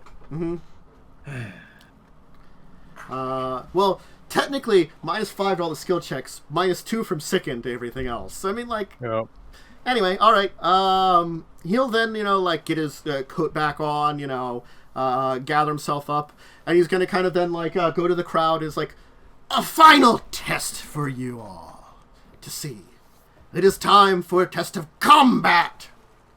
It will take place right here on your ship. If you complete this test, you must descend your ship from one border. You can position yourselves anywhere on the ship that you choose. But if you go ashore for the duration of the test, but you cannot. You must prove that you alone can defend your ship. No other probations on this. And then he's going to kind of turn to the crowd as there's going to kind of be parting, as there's this very large covered cage is going to be wheeled in by a number of men. They're going to kind of pull off the cover and reveal what is inside, which I will reveal what is inside here. Give me a second. This is nice and pleasant to show to all players. Nice. This large, ugly monstrosity of a creature, which I think knowledge local would identify it. Nah. That's a no from me. That's gonna be it's gonna be no for you, dog. It's gonna be a nah for me. 16. Honestly, you're not sure. I don't think you would know. Let me check. Nope, you would not know. It's okay. I pat Yaalkol on the back. You got this.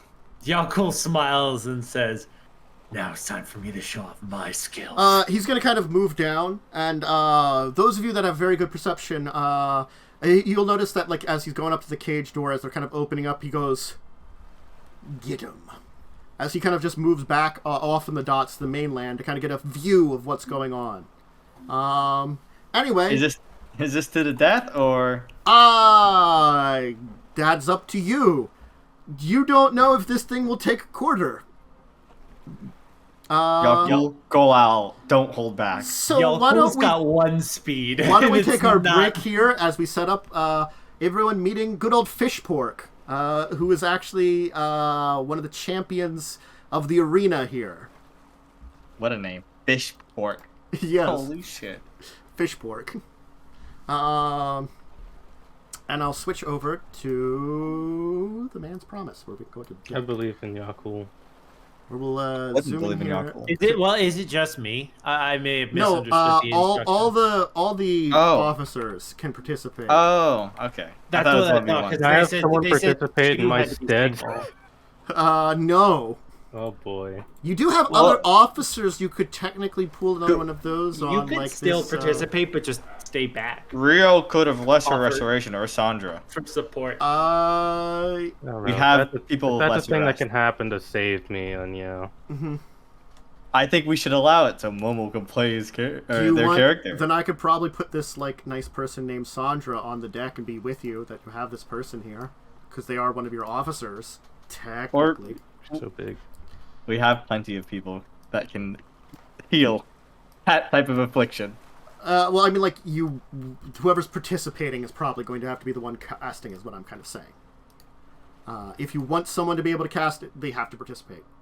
That's fine. Sandra can participate then. Do you want anyone else? You can call upon. No. You have a few other officers. Because I right don't now want it's- to put anyone else in the line. I think Okay. it's. I don't even like putting Sandra Sa- in, but we need healing. Like we're gonna She- get completely dead if we don't.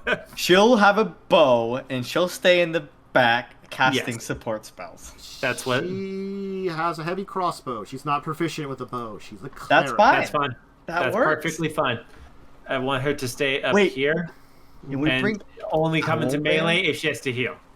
How How about? about Haol? not an officer? No, we don't want Oh. to. We don't want to I- kill her. Where do you want her at? Where do you want her positioned at? So I want her like right over here. I Uh-huh. don't know what part of the ship this is. I will never learn the names of the parts of the ship. Uh-huh. You cannot make me. I refuse to. Uh-huh. And so she's gonna be there with the crossbow, and she will. She has strict orders. She will only move into melee if she needs to heal someone. I concur. She'll kind of like look at you like, that neuters most of my abilities. I understand. I get it, but I don't want anyone dying over some. Oh, stupid... let her fight, I drunkenly say as I go to the ring. I don't really know if she should be Look. fighting. Sandra, first round, lesser restoration, Misty. Or first go. Second spell, bless. Everything else, it's up to you. I'm just gonna pop out this. I'm gonna have us go to break now, Yeah. though. Yeah, sorry. So, yeah, we were arranging stuff anyway. It was something we need to. So, if you need snack, drink, bathroom break, go ahead and do it, and we'll be back in a little bit. Yeah, I'm ready. We are back. Fish Pork is down here. We'll kind of arrange for it. He's technically on the docks right now. I think he's actually a little farther away, but like I don't want him off the ship kind of thing right now. Yeah, you don't want him off the map. He's at his cage right now that he just got out, that he's basically being released from. I guess I can roll initiative. So roll some initiative. I will click on his token and click on the sheet. Boop, boop. And then I'll click on a sand. You're really rolling low on those initiatives. That's my roll- curse. I'll just roll low, and then I'll roll really high Initiative when I have to there. fight you guys to DM. True. And you'll murder. You Let me remove this built rat. He's not here. I haven't murdered anyone yet. I haven't been murdered yet, which is just surprising. So you guys fight stormtroopers. That's it. No, just in general in any game. So Sandra has the initiative. Wow, the three of you are at 16? I don't think Yep. Yaalkol rolled. Did Yaalkol roll? Yeah. No. Oh, no. sorry. Oh, there's I- two Misties. There's not two Misties. There was on mine. It was not. Oh, that was on you, dog. Oh, that's because you didn't clear the tracker. Yeah. My token was. Mine was a 16, so just right click at me. I had both of them. That was convenient. It had both of them, so it's fine. So you guys can't leave the ship, and he hasn't gone to the ship yet anyway. So you have to start with the kind of ranged battle would be assumed anyway. Anyway, Sandra. I don't see myself on the tracker, but it's fine. I think I deleted the wrong one, so let me because they were both 16. So you let can me just right-click turn. add and then 16 and then shove me somewhere. There you go. I think they were both 16, so I accidentally reduced the wrong 16. My dex mod is the 4. So she's actually gonna just start out with a. You go ahead of me. Okay. She is going to cast prayer. Fancy. So everyone has +1 luck bonus to damage, saves, and skills. And it'd be very smart for her to not cast prayer and cast bless because the enemy isn't within 40 feet, presumably. It's whenever the enemy is within 40 feet. Each enemy. No, it's a burst AOE. Look, let her do what she's gonna do. She's her own lady. And foes within a 40-foot burst centered on you. Yeah. So it happens once. No. It's an ongoing effect because it's rounds per level. Don't think so, but sure. I think it is actually. Disfavored your enemies. You and each of your allies gains. Each of your foes takes -1 extra. Burst. All allies and foes within 40-foot burst centered on you. Well, because burst implies it's like a. But the thing is, if it would be a one-time effect, there'd be a save. I guess so. That's the thing is. I'll take you on it. I agree. I could be very. Prayer is just a little weird, and I understand that. Cool. Sounds good to me. Yeah. I assumed it was one time, but that's just because it's like felt right. Yeah, prayer's always been like a weirder one, I will say. Yeah, it's a weird wording for it. Yeah. If you want to rule it that, I'm cool with that because it makes it better than I was thinking. Yeah. So. Okay. So that will be her turn. The thing is, I didn't realize how it worked, but the thing is, like, honestly speaking, it's one of those things that, like, Pathfinder Kingmaker has shown me, like, that they have it work the exact this way that I've been talking about, because they activate it, and then the penalty hits people when you move within their area, because it's like an ongoing, it's like an aura around you. I thought in Pathfinder Kingmaker it was just a burst. Apparently not, because like I can cast it and move into something's area, and the spell itself will then trigger the enemy, kind of thing. I don't know. No, we're good to go. I mean, if that's how it works, that's how it works. I'm cool with it. That's how it works. How it works. Yeah. Yeah. It's a weird spell. Why I just thought otherwise, but I'm not arguing. There should not have been a spell failure check. Is she in armor currently? Yeah, but she's a divine. Divine. You may have it may be ticked and it shouldn't. Whatever. What's You just it's ticked by default. Where's that at? Armor would be on.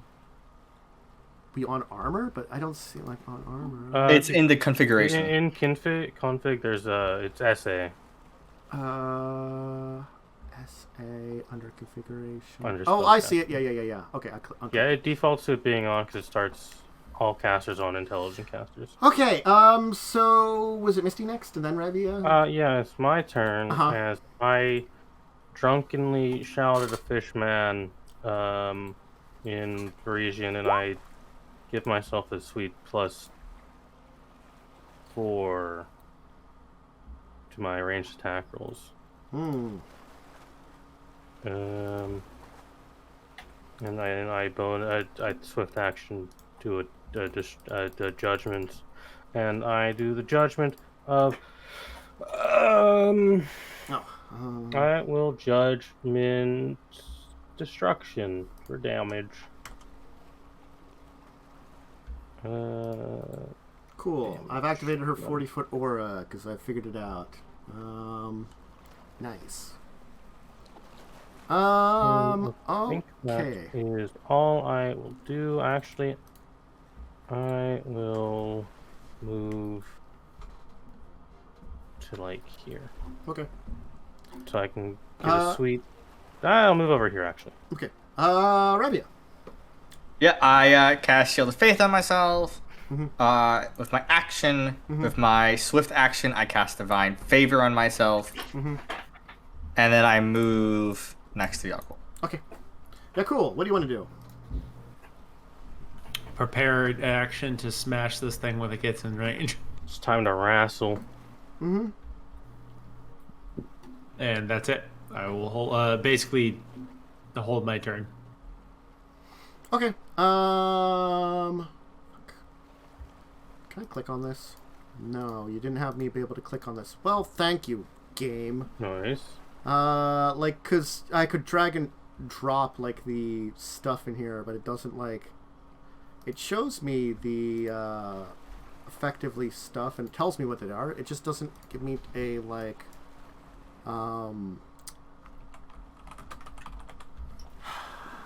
A proper thing here, which I can set up in like 3 seconds. So that's the good thing. I have to remember that if I add in a is it just that was making it big, not fucking anyway. If I add in a creature that has stats, I have to remember that it doesn't do that. Well, this isn't really at will, but now that is correct. I'll worry about drag and dropping all the other stuff later. For now, it will cast a spell. A spell-like ability. It's going to do this in here. Fog Cloud. He's got spell-like abilities. He's got spell-like abilities. So I'm going to use your parrot to mark where the center of his thing is. That is the we picture have a parrot. That's the picture of your parrot, not your parrot's sheet. That doesn't work. Mark it with a dwarf. Hey, here's a pirate. Does he have fog vision? You don't know, and I think you guys will be able to see the aura. Maybe I don't. You have know. to go into the options, and there's a thing. One of the options. To DM would be to make it visible to everyone. You should do it in token options. Oh, token options. It's somewhere in there. Token. Sorry. So it's in the specific token I'm in though. So if I go in the specific token you want to put the aura on. So I There turn should the be like aura on. 3 little dots somewhere. Circle. Yeah. Oh yeah. C. Sure. So there's the radius of fog. He'll actually like put it like he'll put it like right here. Nah, you know what? He likes doing it like right there. We can't see the aura. You can't. How big is the aura? 20 foot. Let me try it again. Let me see if it's working. You have to give us, I think, access to the token. Oh no. Try that. There Can we you see go. it now? There you go. Okay. Yeah, that's perfect. I tried doing it. It didn't do it the right time. So now it's just it. So that's the aura. And then I will also do the same for Sandra's aura and make it a, I don't know, bluish aura. And C for everybody and see. So there's two auras. Nice. That I've got there. Anyway, he'll do that. And then that's his turn, honestly. You're making a big old fog cloud. Sandra. Well, Sandra will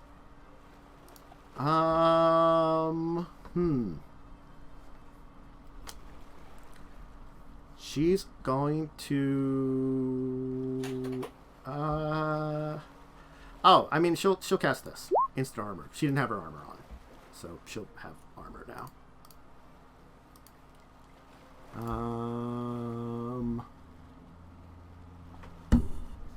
I think that she needs to do this. I believe so. Would she not have put her armor on before? Probably not. She was at port. She might have had armor on. I mean, like I have to remember if she needs lesser armor and instant armor. I might have to remove it from her. She might just have bought armor, honestly. So maybe I'll just have her cast something else. It's getting used to like I gave her abilities, but I have to remember like what to cast and stuff like that. She'll cast Divine Power on herself. Okay. Unfortunately, I think that's also a luck bonus, so she might not actually. Well, fuck. Bless is a great spell to cast. She might just bless you guys then too.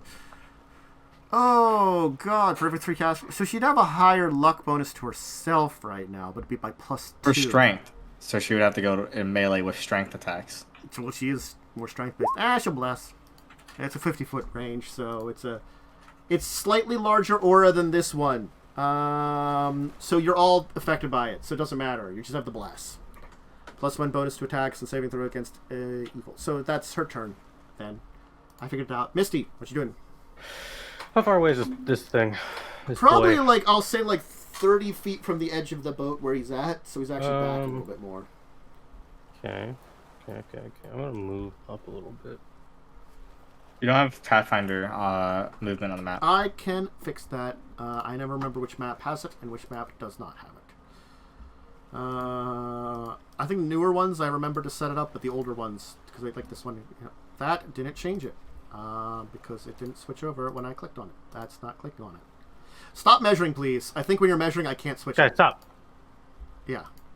Yeah, when you were measuring, I couldn't switch it. There you go. Yeah, he's still within range to be shot. No, he's not that spot. Remember, I said he's 30 feet. Well, back. if he's 30 feet back, he's still within range of me. Okay. I'm gonna shoot at him, and actually, I don't know if I'm gonna shoot him yet. I'll actually cast long shot on myself first. Okay. And instead of moving up to there, I would have just moved to like here. Okay. And I believe that is all I can do. Okay, Revia. Yeah, it's Fog. my turn. Yeah, can I move through the fogs easily? I think you would be at half speed because it makes it difficult terrain for fog cloud, I believe. Fog cloud. It's just obscure. Obscures within 5 feet, and has total concealment. I think it's still like you can't, because you can't see, you can't move the full speed. I think it's what it is. It's like under like lesser fog spells talk about it. And it took fog sight. I was tempted to. Yeah, No, fog but, sight would have ignored it completely. Well, I will move half speed. I will move in this direction a bit. We are blessed. So I will cast upon myself 2 more spells. Okay. Weapon of Awe and Bear's Endurance. Okay. Yeah, cool. What do you want to do? Yaalkol's still waiting. He's just standing there. He's like, Yaalkol's just like his hammer in his hands, just staring at this thing, waiting for it to board the ship. I mean, you're in fog now, so you can't see it anymore. Staring at where the thing was. Yeah, you're just like, got foggy out all of a sudden. He's just standing there, menacingly. All right. Well, this guy is going to take a look at you over here, Misty, and decide. You know what you need? He needs to rock you a question. All right. Does 16 hit you? No. Okay. He chucks a really big rock at you. It misses. There appears to be a number of rocks in his cage. Just in his cage? Yeah, look, as if almost someone placed them there to give him rocks to chuck at people. Oh. You know. Did he fog cloud us to protect us from his rocks? Well, this fight's going to be a lot different than I expected. Anyway, Sandra is going to... What's her range on this? I think that range is... Oh, medium range. Oh, then she might be within range, honestly. I think she is for medium range. So, because, like, even if he's a little back, this is, like, 650, so it'd be like if she's back here off the map, it'd still be enough. Where are the ballistas on the ship? Like on like the here. side of this area. You could try to aim one at him, but it would be not 100% easy. Possible though. I mean, I can't leave the ship, so there's just nothing else for me to do. I'm on a range. I'm a melee guy. She's gonna do this to him, which should do. Ouch. What did that roll? Did it roll correctly? 3d8. It rolled correctly. Did roll correctly. 14 touch. Let me see his touch. That would hit his touch. He's not undead or anything else, so he'll take 10 on 3d8. Oh, that's... Yeah, not a great roll. Oh, that's so bad. Well, he's taking 10 damage. He's like, "Urgh!" John, I roll so many things in that spell description. It does roll a lot of them for all the other stuff that it could possibly do. Misty. Alright, now I'll move up a bit. Mm-hmm. Like to here. Mm-hmm. I'm gonna shoot him with my gun. Okay. Yeah, I'm just gonna blast him. Okay. Pew. That'll hit his touch. So, I do not know this because I don't know how half the spells Pathfinder work. If he has to maintain this, he has a -4 to the check because of my black powder inhibition. I think it is. Let me just check the spell. It is not a concentration spell, so he does not have to.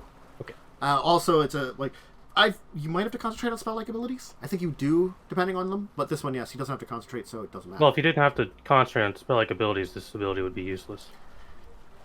I think it still does if it's concentration. I don't remember, is what I'm saying. But yeah, It should- actually, you should take one more. No, I did factor the damage. Okay. I did that. So you Yeah, will take and then- 7. Yeah, he'll take 7 bullet damage. I'll kind of go. Move back. No, I'll stick right here and scream at him. Tiny person. I'm very drunk. What languages do you speak? These ones. None of what he speaks. Is it Aquan? No. I scream at him in Parisian. Just a shouting match between a drunk person and a fish monster. Revia?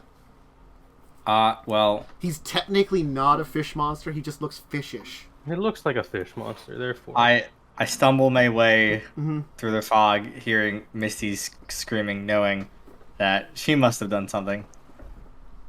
Boop, bump into it.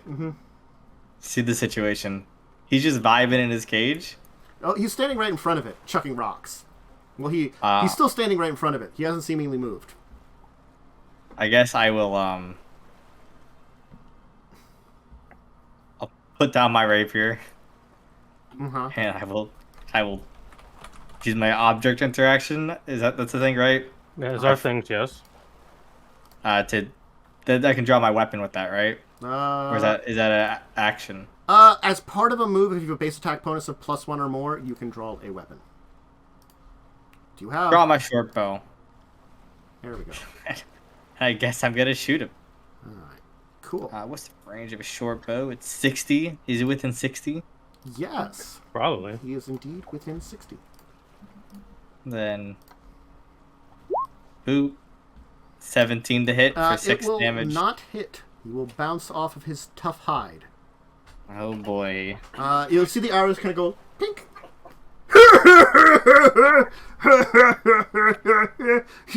Get over here, you scared bastard. Hiding in your cage. He doesn't seem to understand you. Honestly, he doesn't speak common. It's hiding in its cage. Yeah, cool. Yaalkol's gonna use the same method to. Oh lord, he's standing. To walk over to where, over here, bump into Revia, move this way.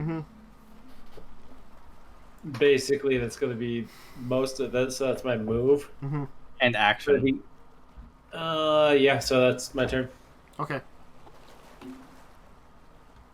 Did you move at half speed in the fog? Seeing you like emerge from it, he's gonna kind of squint and kind of move up towards the side of the ship. So he's actually like in this position now, and he's gonna point his hand towards you, Misty, and go. And please make me a will save as he's doing this. Okay. The DC is not correct at all. I will have to figure that. That's a 16. Dude's really yeah. Let's see here. Is it charm or compulsion? What level spell are you? Frick, I've got to look it up now. It's neither. I don't know. I don't play Pathfinder. So I don't know. Because charm... Look, alright. And compulsion are like That's like... In this spell, I'll have like a subcategory box near it. This spell has the subcategory of curse, so it's not a charm or compulsion. It would probably be honestly, probably 4th level spell, because Sorcerer Wizard is the default for spell-like abilities for like a lot of these things. Actually, no. He feels more cleric-y, druidy, so I'll call it a 3rd level spell. We'll call it that. We'll be nice. His ability score is you will make the save. You will not be cursed. Yay. You wouldn't have been cursed on either, because his charisma isn't that high. I wonder why.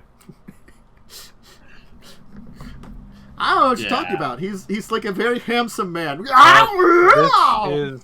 You may not like it. This is peak performance. This is the ideal man. He probably would have been giving you like -4 penalty to all your stuff too, because he'd be a real dick about it. Anyway, Sandra's gonna go. She's gonna move up, and you know what? She's gonna help out Yaalkol. Yaalkol could use some of this. Here you go.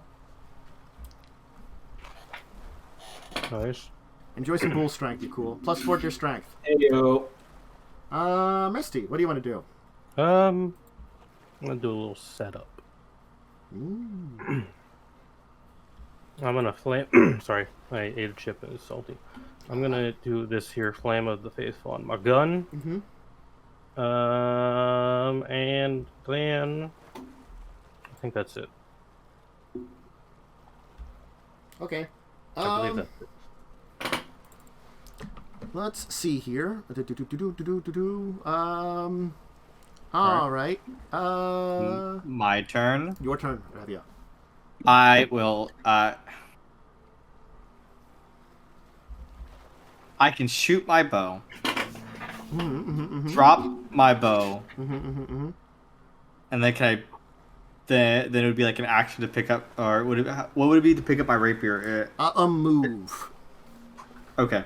So you could do it all within one turn. You'd have free action drop, move action pick up, and the standard action to fire it to move beforehand. Sure. All right. I shoot my bow at him. 27 to hit. Nice. 27 will indeed 4 hit damage. for 4 damage. Ow! God, I would hope that hits. One of the arrows managed to get in his flaps of his like kind of like himness. He's a himbo. Okay. He's kind of got like a kind of little tub to him. He's a little growing boy. It's natural, man. It's natural for him. It's the way he's built. I drop my bow. I pick up my sword. I then swift action. Do sacred armor, which then is a free action, or as a free action, I can spend a fervor to activate sacred weapon as well on my sword. Nice. So that's my turn. Okay. Then we skip up to our next one. Yeah, cool. What do you want to do?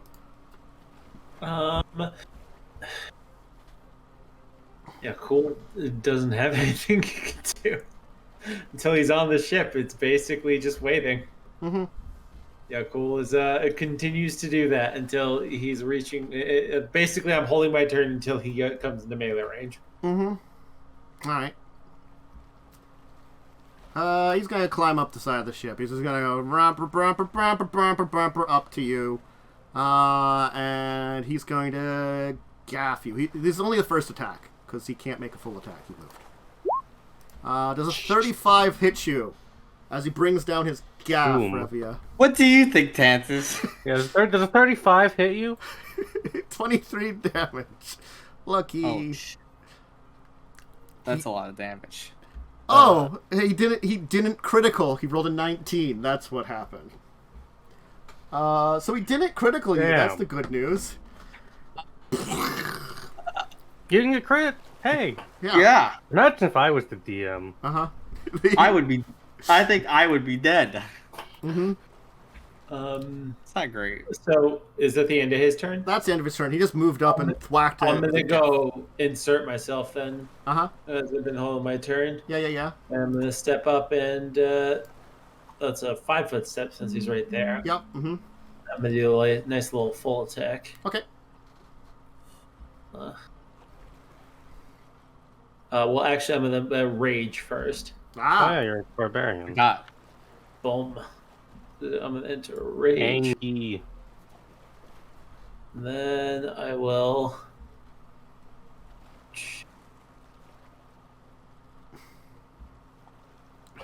Ooh. You did. That was double that 20. You know why? Yeah.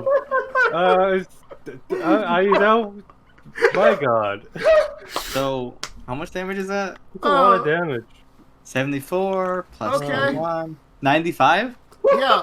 Damn. It's still standing. Oh, alright. I hate to say this, but it's in the fog cloud. It's gonna have 20% mischance. Yeah.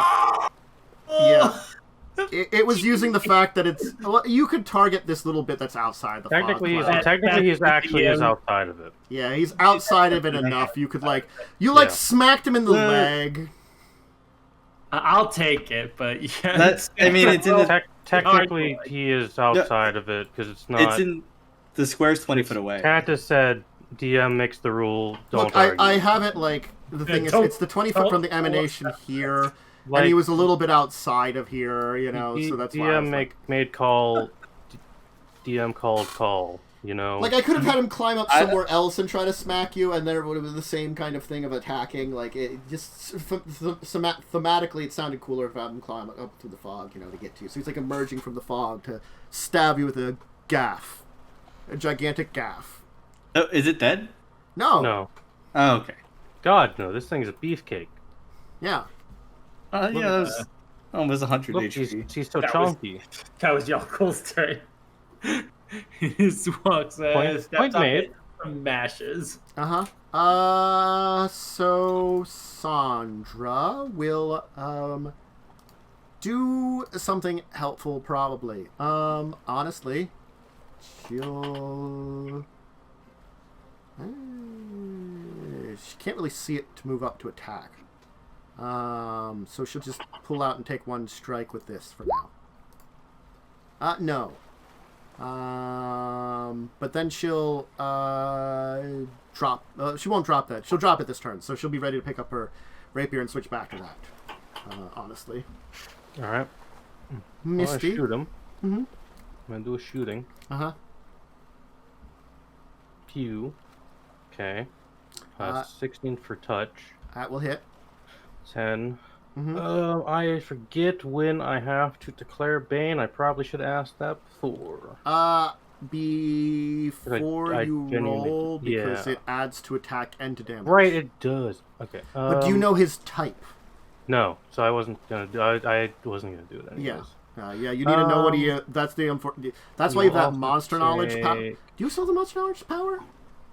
I should. That gives you bonuses to identify creatures. Should, unless they took an I'll have to look because I didn't take an archetype to get rid of it. Yeah, so you should still have monster. I'm not archetype. Then you almost certainly have it. Yeah, but I think you roll. Did you roll? I don't know if you rolled. No, I don't think I rolled it. Let me just look at the thing. It's humanoid. Oh, I forgot to put it on my sheet. I'm gonna guess monstrous humanoid is my guess, but like obviously, I guess I can make a check to identify it after I've shot him in his face, but I have to roll the fire damage first. Yeah, which is a D. Monstrosity a thing in Pathfinder? Am I wrong? That's in D&D 5e. Yeah. They combine a couple of things into monstrosity too. 10 gun damage and 6 fire. Okay. I am marking it off. And then let me roll a. I think they combine like apparitions and stuff like that. Knowledge. No apparitions. What knowledge check would it be for this one specifically? Local. Local. I have to add my wisdom to this. For monster, 9. I don't know shit about it. Nope, you don't. So yeah. But I shot him. But you shot him. Revia. Yep. I'm attacking. I assume the 17 misses. 17 will bounce off of his horrible blubber. Move action. I have mirror image. Okay. It will go. Let's see here. It really hates someone. So I feel like it would hate the guy who did over 100. Yeah, it does. But does it want to do the attacks? Or other? Huh.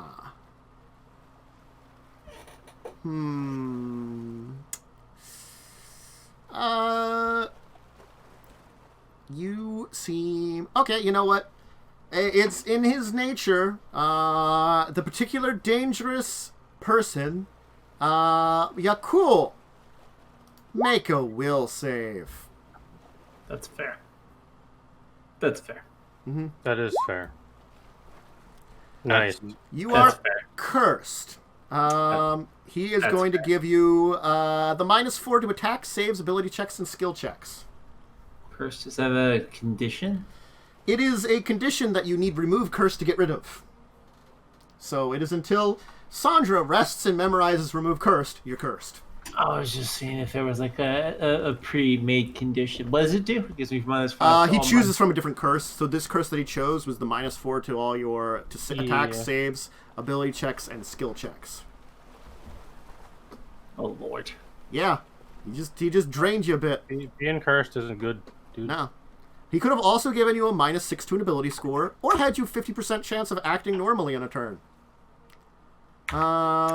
But break enchantment, remove curse, wish, limited wish. Well, the break enchantment or remove curse are the two that you can actually get cast. It's on saves and skills. Save skills, attack rolls, and ability checks, technically too. On everything. Yeah. So. I'm not gonna do it to all the skills because that will take way too much time. You can just do -4 to skill. I will need... It will be your turn then, Yaalkol, after he's cursed you. Would -4 to save do the same thing? Yeah. It'd be like this.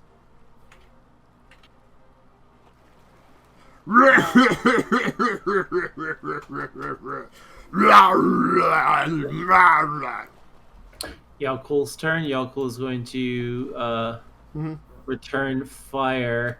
I'm not gonna. The minuses aren't baked into these attacks yet. So you just have -4 to all the checks. Exactly. Just have to remember it with your brain. Yeah.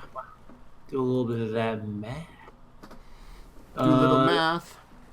Do. Math Get down time. to that. So, -4, so that's a 25 on the first attack. Does that hit? The 25 will hit. There's a 16 hit. 16 will not hit. All right, so he's taking 23 points of damage. All right. Sandra You sell. can't really get in there to help because, reasons, so she'll just reload. Because there's a fog cloud, which she would get penalties to fight in. There'd be a fog cloud. Misty. I'm gonna gun. All right.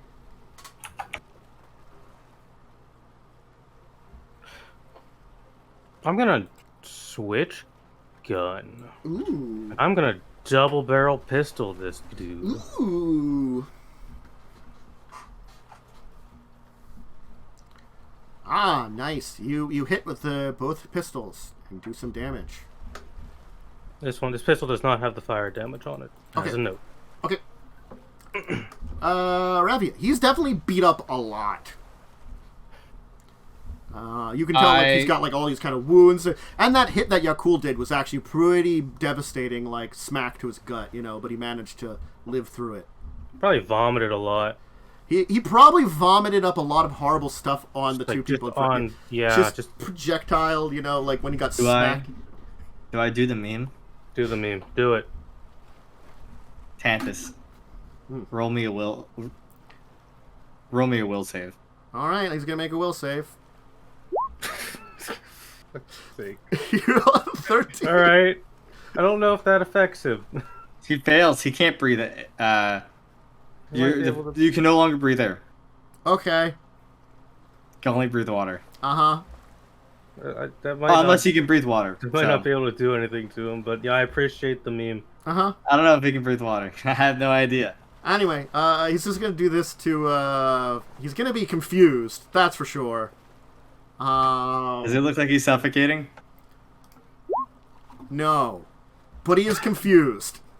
because he can't seem to breathe. You're like all of a sudden he's like, Oh? So you couldn't breathe water, I guess. no. Apparently he's actually really good with water, but can't breathe water. Fair. Honestly. Anyway, Fuck, dude. On who? Yaalkol. Yeah, definitely. That's right. That feels fair. I mean, that makes sense. That feels fair. So Not quite as big of a blow. yeah. He apparently rolled definitely, pretty. He rolled well, actually. He just has less damage. All that nice He little does just have less HP. damage. I mean, 2d6 plus 12. You know, he 2d6 got. is pretty good. He This is not- actually. I'm looking at here. He got a 14 on 4d6. It's The pretty second good. one doesn't hit, Yeah, the second one doesn't hit. but that 38 damage does definitely go through. Yeah. So, on to you, Yaalkol. He brings his gaff down on you, the once, and then the second time he kind of dodge out of the way, as you're covered in horrible, probably feathering fish that he vomited up too. You know, when you smacked him in the gut. Yeah. It's probably really unpleasant, and you know what? Your really nice clothes are kind of messed up. You might have to go. The nice jacket. The So nice jacket. I never got to describe how my jacket and hat looked, but Vomited all over. You're gonna have to get Yeah, Conquerbar. thank He you. does have prestidigitation that can clean you up. Of course he does. my character He's like, would not know Captain. He's probably come up to you and prestidigitated you because you are his captain before. You know, it's just, Captain, you have to keep yourself looking really fresh and spiffy. that. Okay, then yeah. So because my character would have He taken is the Conquerbar kind of man that, help you know, salt. since you are the captain, he would probably come up to you to, butter up to you and, fix you up and make you look nicer. Oh, yeah. And I actually, when I went to go get my clothing, I had him come consult on it because I wanted something awesome. Oh, it's incredibly ostentatious, and you have Oh, really, really nice hat. It is foppish, though. Oh yeah, that's about what I wanted. Anyway, My character thinks that's how captains are supposed to look. he looks like a very large pseudo So I Conqueror. literally have one of these giant coats, this huge coat, because I'm a really big person. It's oversized for me, and then I have a big ass tricorn hat that I'm wearing. With a really with a nice feather, and it's embroidered and stuff. Anyway, it is your turn. Yes, so I'm going to just go ahead and do the old Yaalkol. Yeah, do the old Strike Yaku. twice. This does have the minus baked in. Yeah. Okay. Next to cells. Ah, 20. both will miss. Sad. Rip. Yeah, so Yaalkol swings twice, but the bastard's curse will protect him for now. It will, but Sandra can twang. No. Nice. No, she will. She roll a protect. 3. She will not betwang. She will roll a 3, which is nowhere near it. Misty. Okay. He's thinking another double barreling. Mhm. He's been a naughty, naughty boy. Mm-hmm. I hope he drowns. 13, that maybe misses. That hits his touch. Oh, alright, 13 bullet damage. 13 bullet damage. All right. He's really not looking good. Revia. He's not looking good. Not at all. All right. I'm not going to attack with Piranha Strike. Mm-hmm. 27. That will 4. hit. And for 14 more damage, you'll kind of as the two barrels kind of shoot through his shoulder, it kind of leaves a way open, and you kind of stab in there, kind of zapping, not only getting into some of the folds in his gut, but you can see the electricity kind of zapping into him, kind of surge through his body, so he goes, and just falls over with a large thump on the deck. That cracks a bunch of boards. And eventually, fog cloud will fade, and Sandra's spell will definitely end. One day it'll end. And everything will be clear. And the marsh giant will have been defeated. He was a marsh giant. There's a giant. That's why he could chuck rocks at you. Marsh, I love it. I love the random Marsh. I just got just in a fucking cage somewhere in the back. It's just like they hang on to him. He fights in their arenas. He keeps. The thing is, he fights to the death because he's never lost a bout. Well, he's lost now. Yeah, he's very dead. You beat the shit out of him. But he got some good hits in. Got a very good hit in. yeah. I'm hurt. There's this kind of like quiet as like fish port kind of falls over, and like the fog finally kind of like billows away, and there's a cheer from the audience as like, you know, it's awesome. You know, you've claimed victory.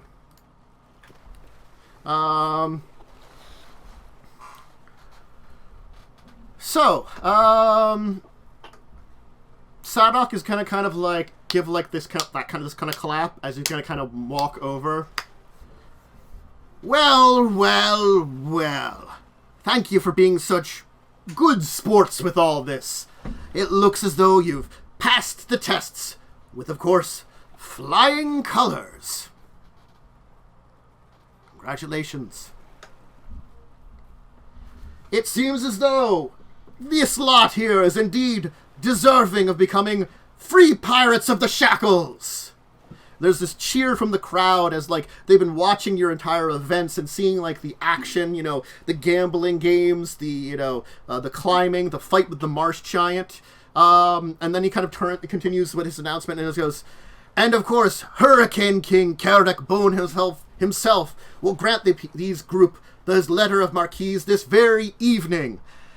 Which all of a sudden the applause comes down to like a half applause, you know, like oh, yay, great. Definitely, you can tell the Hurricane King is perhaps not as popular as people believe on the outside. It's all right. We're gonna make Yaalkol the new Hurricane King by the end of this. Probably, or we'll die somewhere in between. This he's gonna go off, informing you that yes, this evening you are to come to the Fort Hazard, the Hurricane King's fortress, where there will be there's a celebration going on. You will join it, and you will receive your letter of marque. So congratulations, you passed the tests. Neat. Yeah.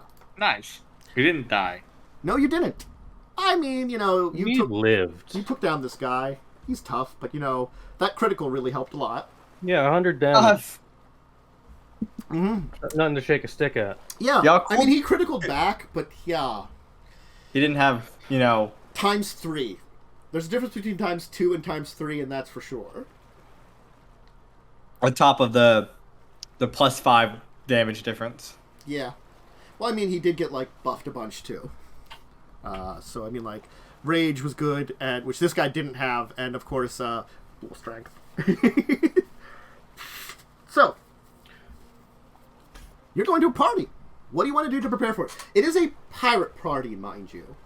Certainly, Conkabar can come on deck and help out.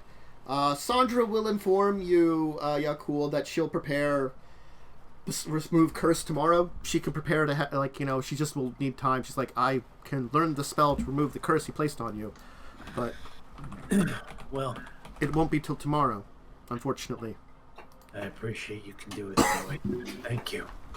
You were excellent today. It is only a 3rd level spell, and she gets 4th level spells. So I mean, you know. Oh my god. She's a 7th level. She's a 7th level cleric. Yeah, she outclasses me in terms of casting. I think I can. Yeah, true. Oh, I went to. I beat the shit out of her though. I mean, yeah. No, she probably killed me with some 4th level spell or something. So Yaalkol being 4th level spells are divine power, freedom of movement, and. Well, she gets all of them. She would just beat you to death with a mace. I mean, you know, if she has enough time, she can cast a lot of buff spells. Oh, she also does have control water. Nice. That's a fun one. Yeah. Can't control fluid inside someone. Well, her domains are trickery and ocean. Fair. Yeah. Because she serves Bulgara. So. I understand. I get it. She's my sister, okay? Mm-hmm. What a bunch of weirdos. You worship the same god. That's what you think. That's what I know. Except the Viking version or whatever. No, that's near Revia. So, I'm just putting it back on this map. I will get Concobar to go buy me the flyest pirate gear he can find. He will gladly go out Nope. shopping. Price doesn't matter. Does everybody want to get like really awesome pirate gear? He will definitely just go all out for all of you.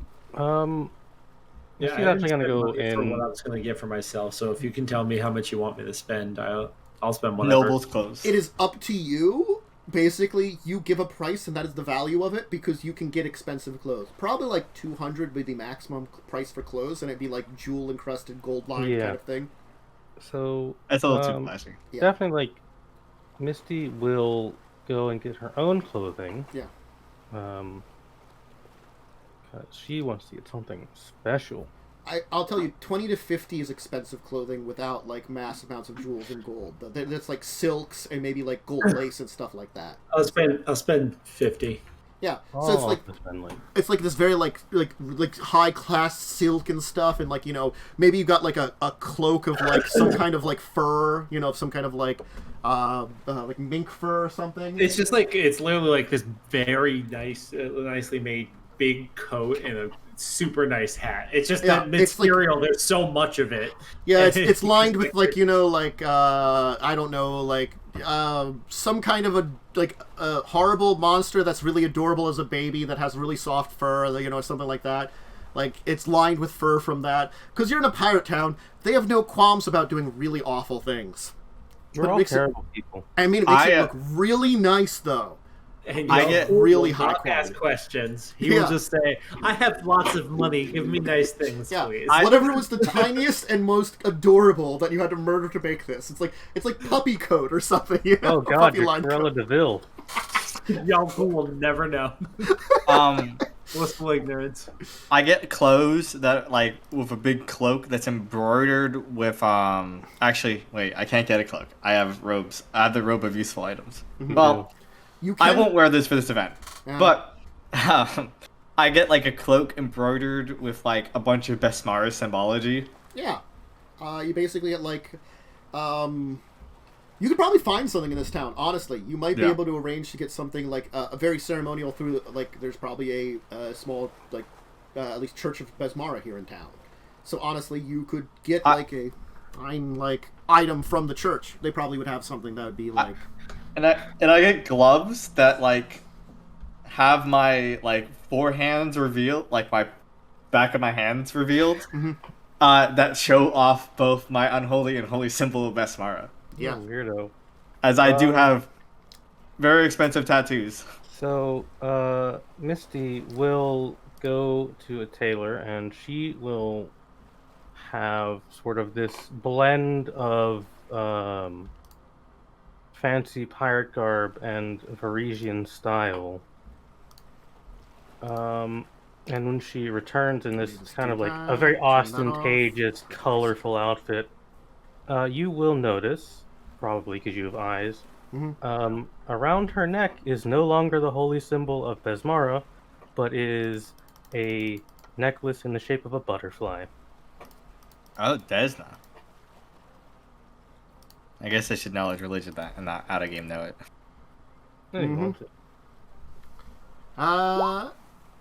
I mean, honestly, is it Desna? I mean, out of game, it's a holy symbol of Desna. Yeah, yeah. Okay. Desna's pretty common. Yeah. You gonna do star knives? I do have star knives. Okay, makes sense. Yeah. Heads up.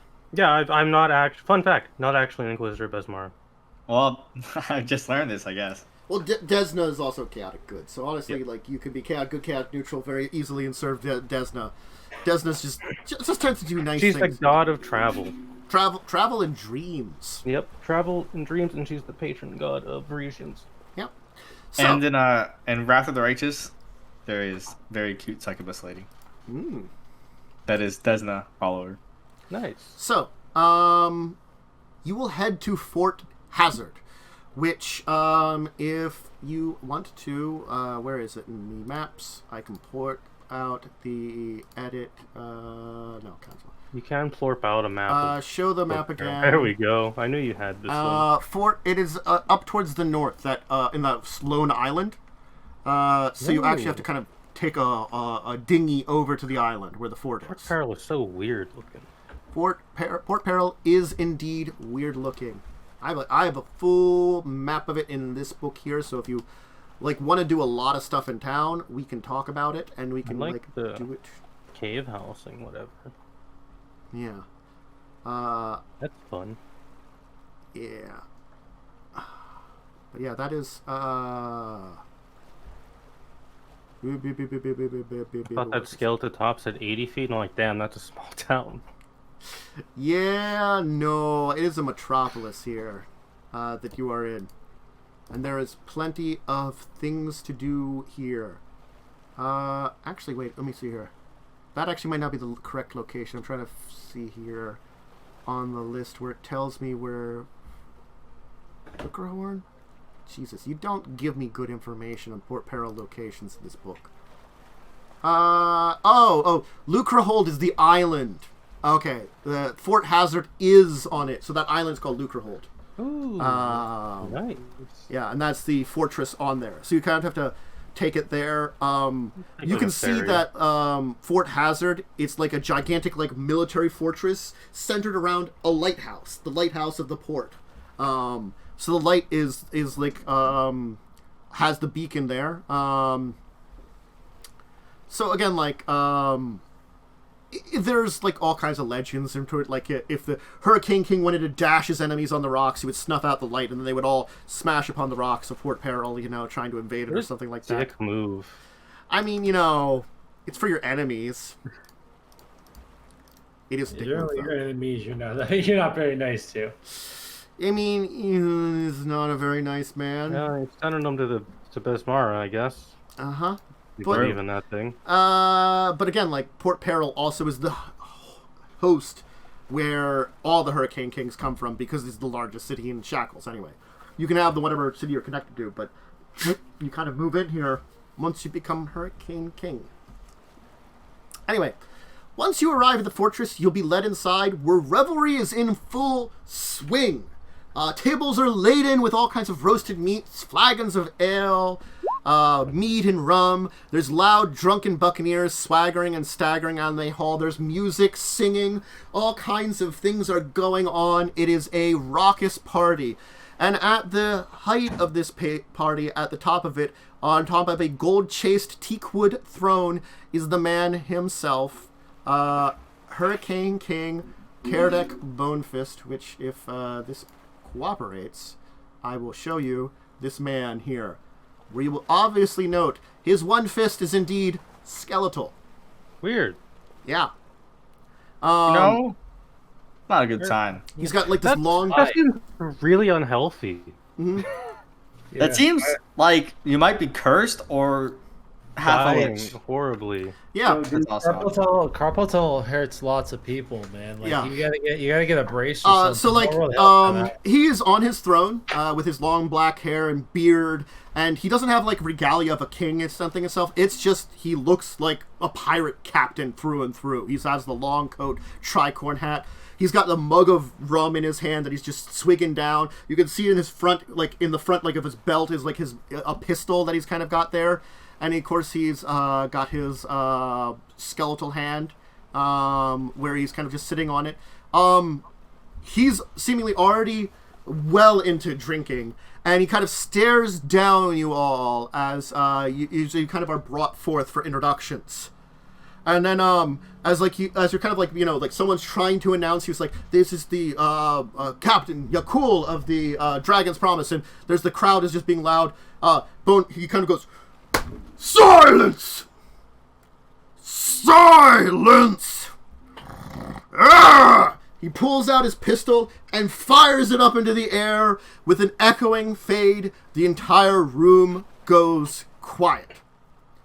He then just kind of glares around the room at everyone for a second. And then he switches his mood very quickly, kind of turning back to you and kind of changing to a smile. And he speaks in a calm voice. "Well, looky here. This fresh caste of scallywags wants to add their fine ship to our brethren at sea." And he also kind of puts his hands out. He's also kind of waving his smoking pistol towards a lot of you. But before I award you a letter of marque and make you free captains here in True, I want to hear from you. Does everyone want to hear from them? No one really says anything, but there's like a kind of shaking heads from the crowd. What do you tell us a tale or two of how you came to the plunder in your hold? As in, like, a lot of the inebriated pirates are actually going to kind of scamper up a little bit and get closer to listen to your story. So, this functions as a normal infamy check. I got this. And of course, a plunder could be spent here from your plunder to influence the result as you do before. Yeah, we're gonna do that.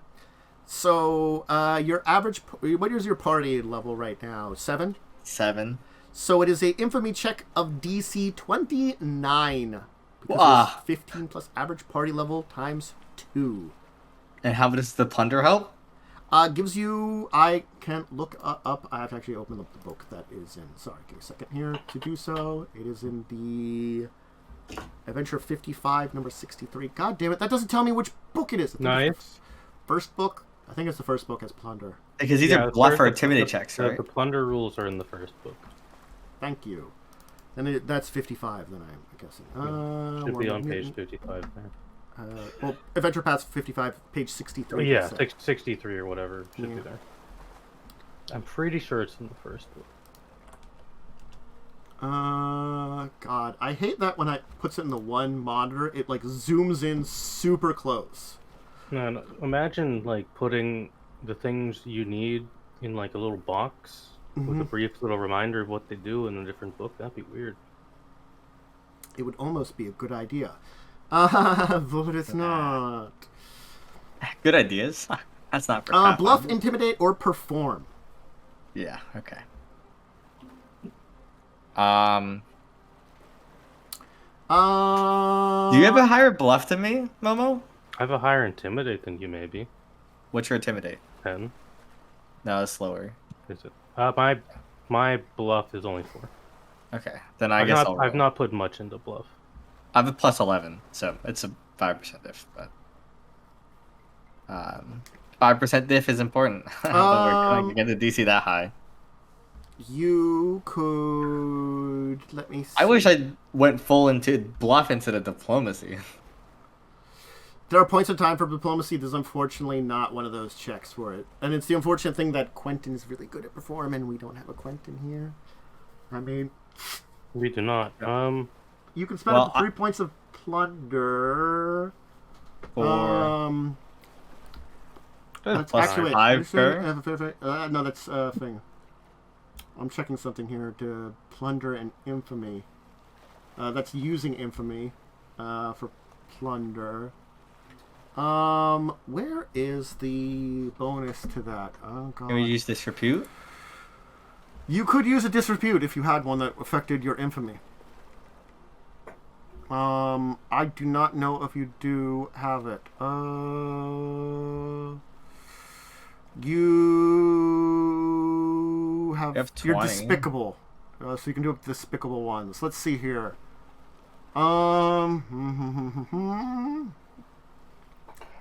Is it in the campaign? Is it in the player's guide, the plunder system, or is it only in the? It's only in this book here, unfortunately. I'm reading up on the. I could open the book. I've got to copy it. I've got to cut out the pages or something and give it to you guys. You do technically have a choice of making a favored port. You can also get disrepute by sacrificing a prisoner or a crewmate. No, I'm saying, can we spend a disrepute to add a bonus to this? Or is that not that's not really an option. You spend it to gain special powers, with none of one I'm looking. I mean, does heroism give bonuses to skills? You could cast heroism on yourself using 5 disrepute. Or what does heroism give? I would have to look it up. I'm pulling it up. Yeah. You said we can spend plunder? You can spend plunder. I'm trying to look up where it is. Heroism gives you a +2 to. Yeah. Well, are we all in spending everything we can for this? I might as well. I'm trying to look up the spend plunder part of it, and I'm like, I know they mention it, but I just can't because they mentioned it over here. Yeah, you can spend plunder to influence the result. I don't see where that is in here, and I'm not reading it because it's just. Maybe I'm just like brain missing it kind of thing. Well, how about I can roll, and we can see if it matters. If we want to just try it that way and hope we don't need to worry about it. Yeah, if you want to do it that way, we can roll and then we can see if we have to do We might save time on it, and I think we'd be definitely willing to spend as much plunder as we can for the most part to succeed this. So we're spending 5 of our disrepute. I need to open. I just closed the Dragon's Promise sheet too. We're spending 5 disreputes for heroism. Is it single cast? Like I just cast it on myself, basically. Yes. Well, no, I think it's 5 infamy. Let me check which one you're spending.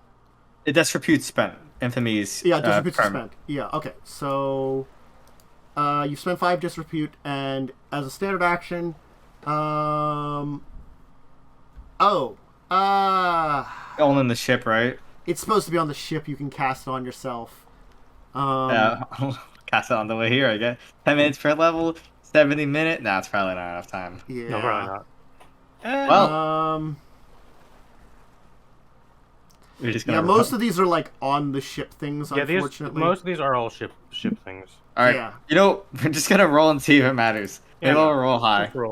Just roll. Oh my god. Okay. Then now we need to know. We need to see what we can do with plunder. Yeah. I'm gonna be honest. Okay. Every point of plunder adds +2 to your skill check to earn infamy. You can spend as much as you want. Well, I say what my bonus is a. Oh, actually, that's too lower. My it didn't factor in the not the thing. I was gonna say, is it after or before? Because I would have said like we had 12. And that could also help. You spent if you have remember you spent 4 to gain audience. Plunder. So the 8 left. Yeah. So 8 left. Honestly, I spent like 5. I spend as much as you want. Well, or is it before the roll or after? Because this is actually 3 lower. In this case, I will say it's either that you want to do because you're spending money. You can do it either way to get the bonuses to it. So this is actually -2. So 26. 26. So we need 3 to get to 29 DC.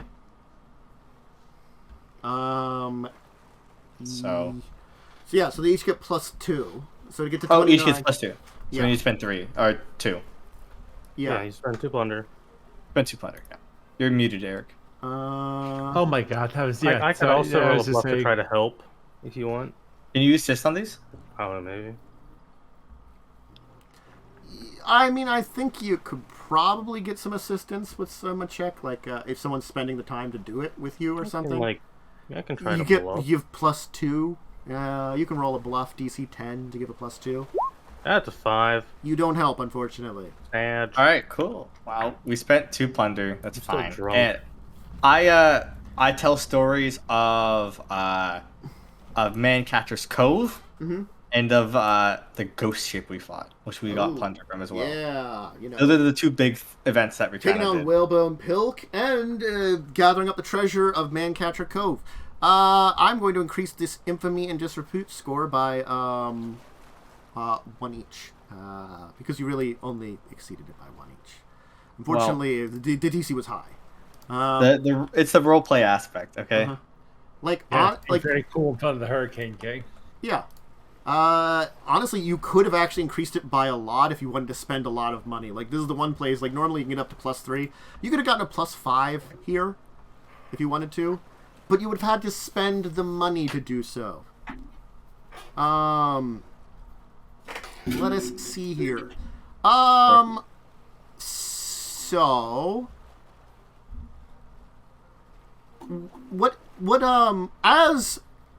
it's going to take a while for Revia to tell these massive tales and stuff. But as these tales are going on, you begin to hear a little bit of, like, jeers and taunts coming from a number of people in the crowd. There seems to be 3, in particular, people that are very against Revia's story. Who are the losers? Point them out. Well, the other people might be able to do something about this. I can percept and look at their faces. Oh, you can see them. You can hear them. They're obvious. Well, what do you want to do about them? I'll go and... I don't want to be rude. Like, in the middle of Revia's story and yell at people. I'll kind of, like... You could shout down to, like, shut your hell up if you want to, you know. Or quiet down for the story or something like that. Yeah, I'll give one of those shut the fuck up, there's a story going on. You can do an intimidation check then for that, right, if you want to do that.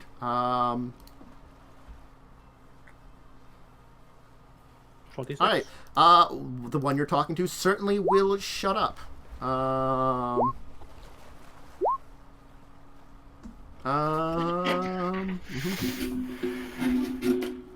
You can try to deal with the other hecklers too in similar ways. It's up to you. I'll have Yaalkol back me up with these, I guess, you know? Yeah. Yeah. I am a tiny lady. I would normally lead, but my mind is for all across the skills. Yeah, you're just there to look big and scary. Yeah. So just roll an intimidate check with a DC 10. I'll roll another one to shut the other one up, I guess, maybe. Yeah, so the one guy certainly won't shut up. So 2 of the guys will not shut up at all. Sag. It seems as though they're maybe turning the tide against you in your story just by a little bit. You can tell that perhaps maybe a little bit more plunder might be needed in order to counteract their jeering and heckling. You feel like Yaalkol. I would have done this earlier. Mm-hmm. I guess we'll have to spend more plunder. AKA, being dicks. Yeah, 2 guys are being dicks. How much? 1 more? 2 more? How much? 2 more. They each impose a -2 to your check. Each of the hecklers that wasn't dealt with. Fuck them. They're losers. Alright, huge losers. Anyway, we spend the plunder. As I tell the story of Mancatrix Cove, I like take a huge chunk of like the gold treasure, right? Yeah. And I toss it out to the crowd. Yeah. And we found this at the corpse of the biggest, fattest what was it? Like the Sanguine? Suhigan? Sahagin mare. Suhigan? Or I'm not going to get it right. I'm not going to get it right. What is it called? Brood mother? That's what it's called? The brood mother. Brood mother. Yeah. And I just like toss the coins out to emphasize the story. At the end of your tale, the crowd will kind of hush down from the cheers and stuff. The jeerers will kind of hush down. And then kind of Bonefist will kind of look towards, take a swig of his rum, kind of pound down his goblet and goes, "Well, what do you say, folks? Approve? Disapprove?" The crowds begin shouting ayes, as it seems like the majority of the crowd was won over to your side with cheers and all. There's hollers in favor, as then Bonefist himself kind of gets up in front of the crowd, and he takes up seemingly from like inside of his coat a letter and kind of moves it over and kind of moves over to you, Yaalkol, and kind of hands it off to you and goes, "So, Yaalkol, Captain of the Dragon's Promise, welcome to the Free Captains." I take it and say, "Thanks."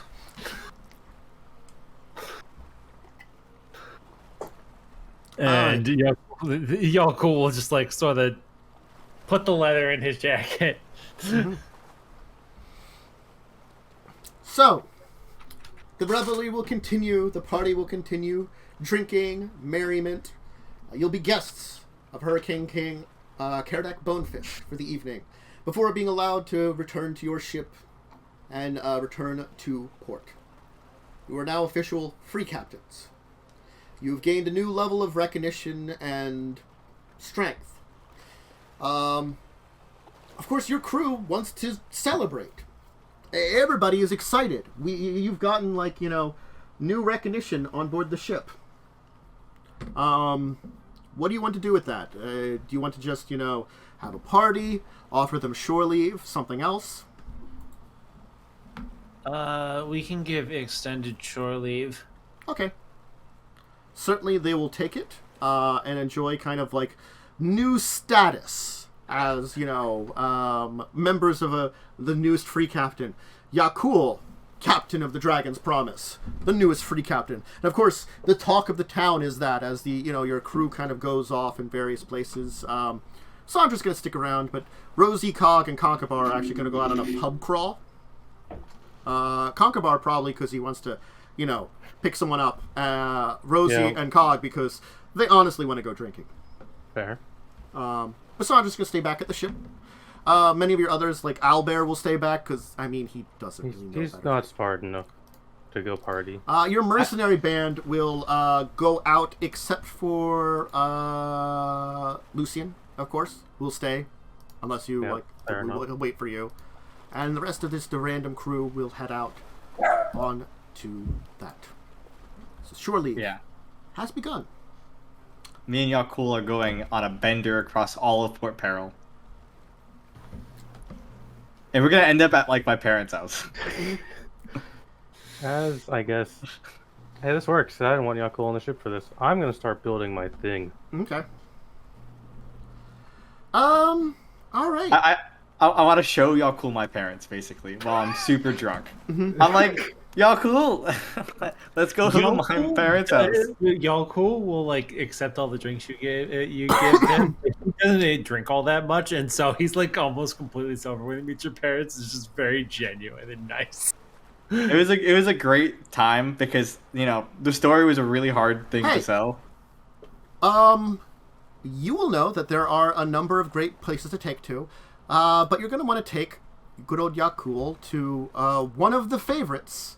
And that, of course, is Riptide Ale House. Everybody's favorite place. It is drinking. It is entertainment. It is one of the most notorious places in all of Port Peril. The place where bolsterous, rowdy entertainment comes. Pirates, freebooters apiece. Pirates, basically, this is their haven. The haven of drinking. You have those that are sailors' havens. This is a pirate's haven, truly. And you are truly pirate kings now. I want both of you, though. Why are you here? To make a perception check. Yeah?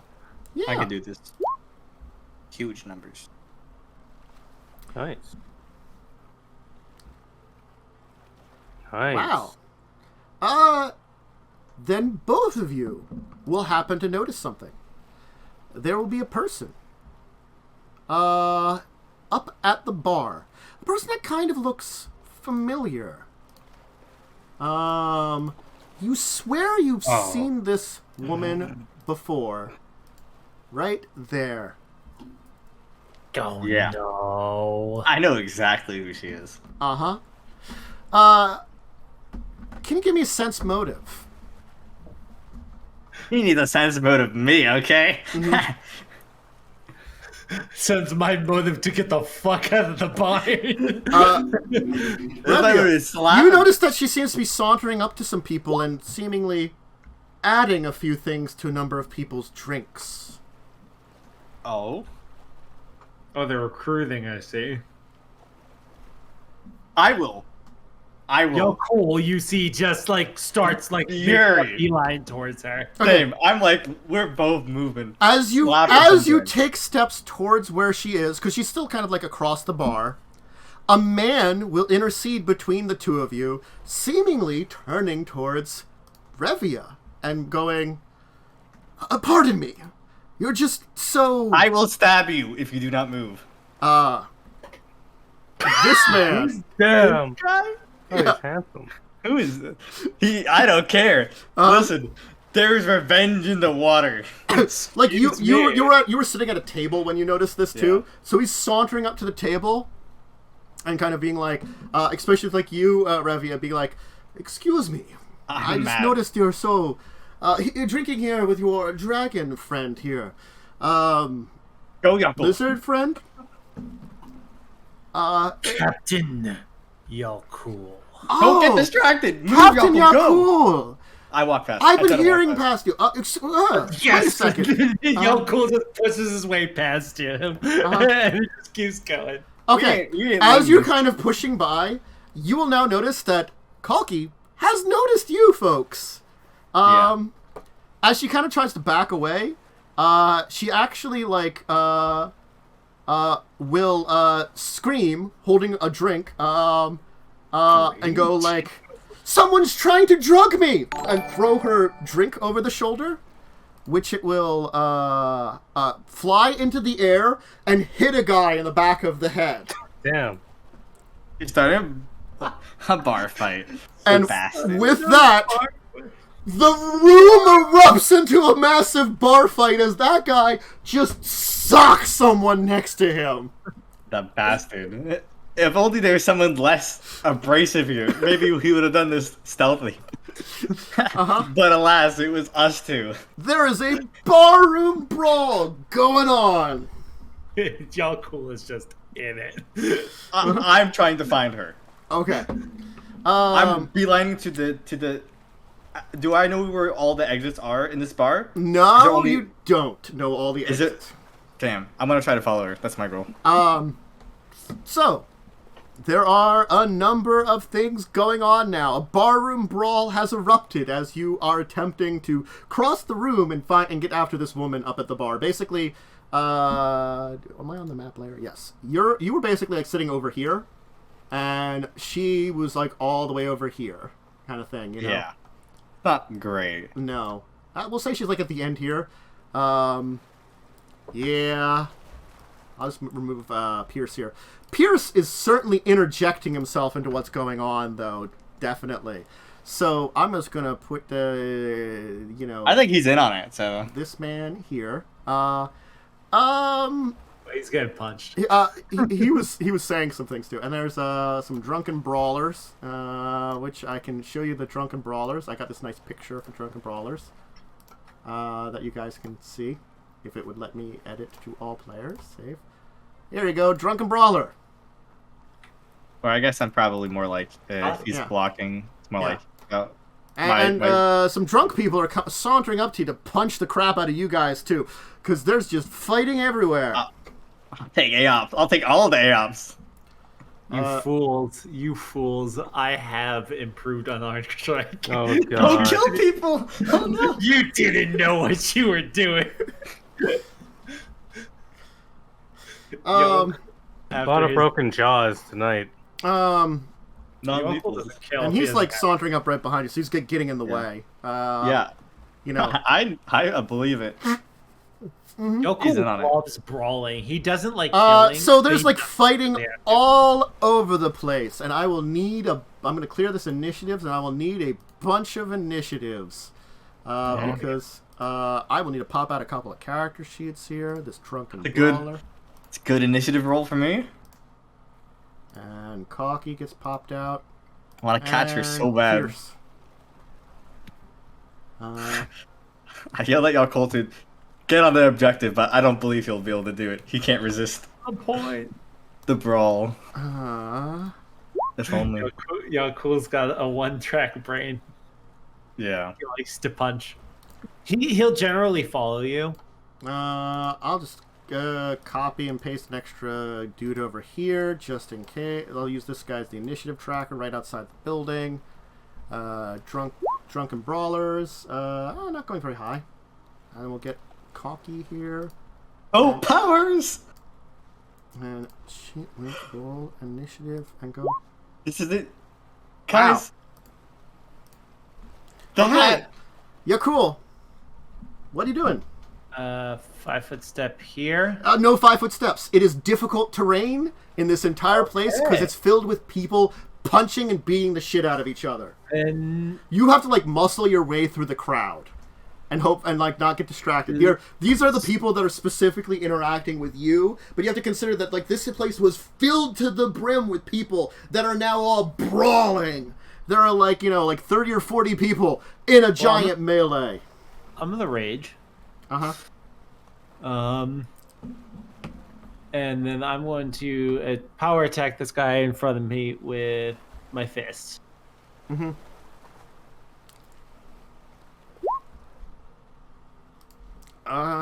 Good lord. Okay. I'm proficient with my fists because I got. What manners of punching are you doing?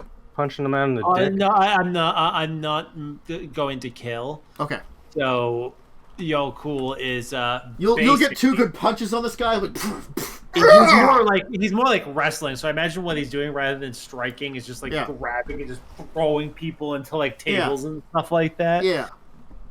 And he just like bounces back up into the fight. Yeah. Summon the boat. Do not summon the boat. Don't kill anyone. Revia. You will ruin this bar. But is it worth it to get No, her? it's not. She is a. Alright, I am moving past people, and I will take whatever AOPs are required.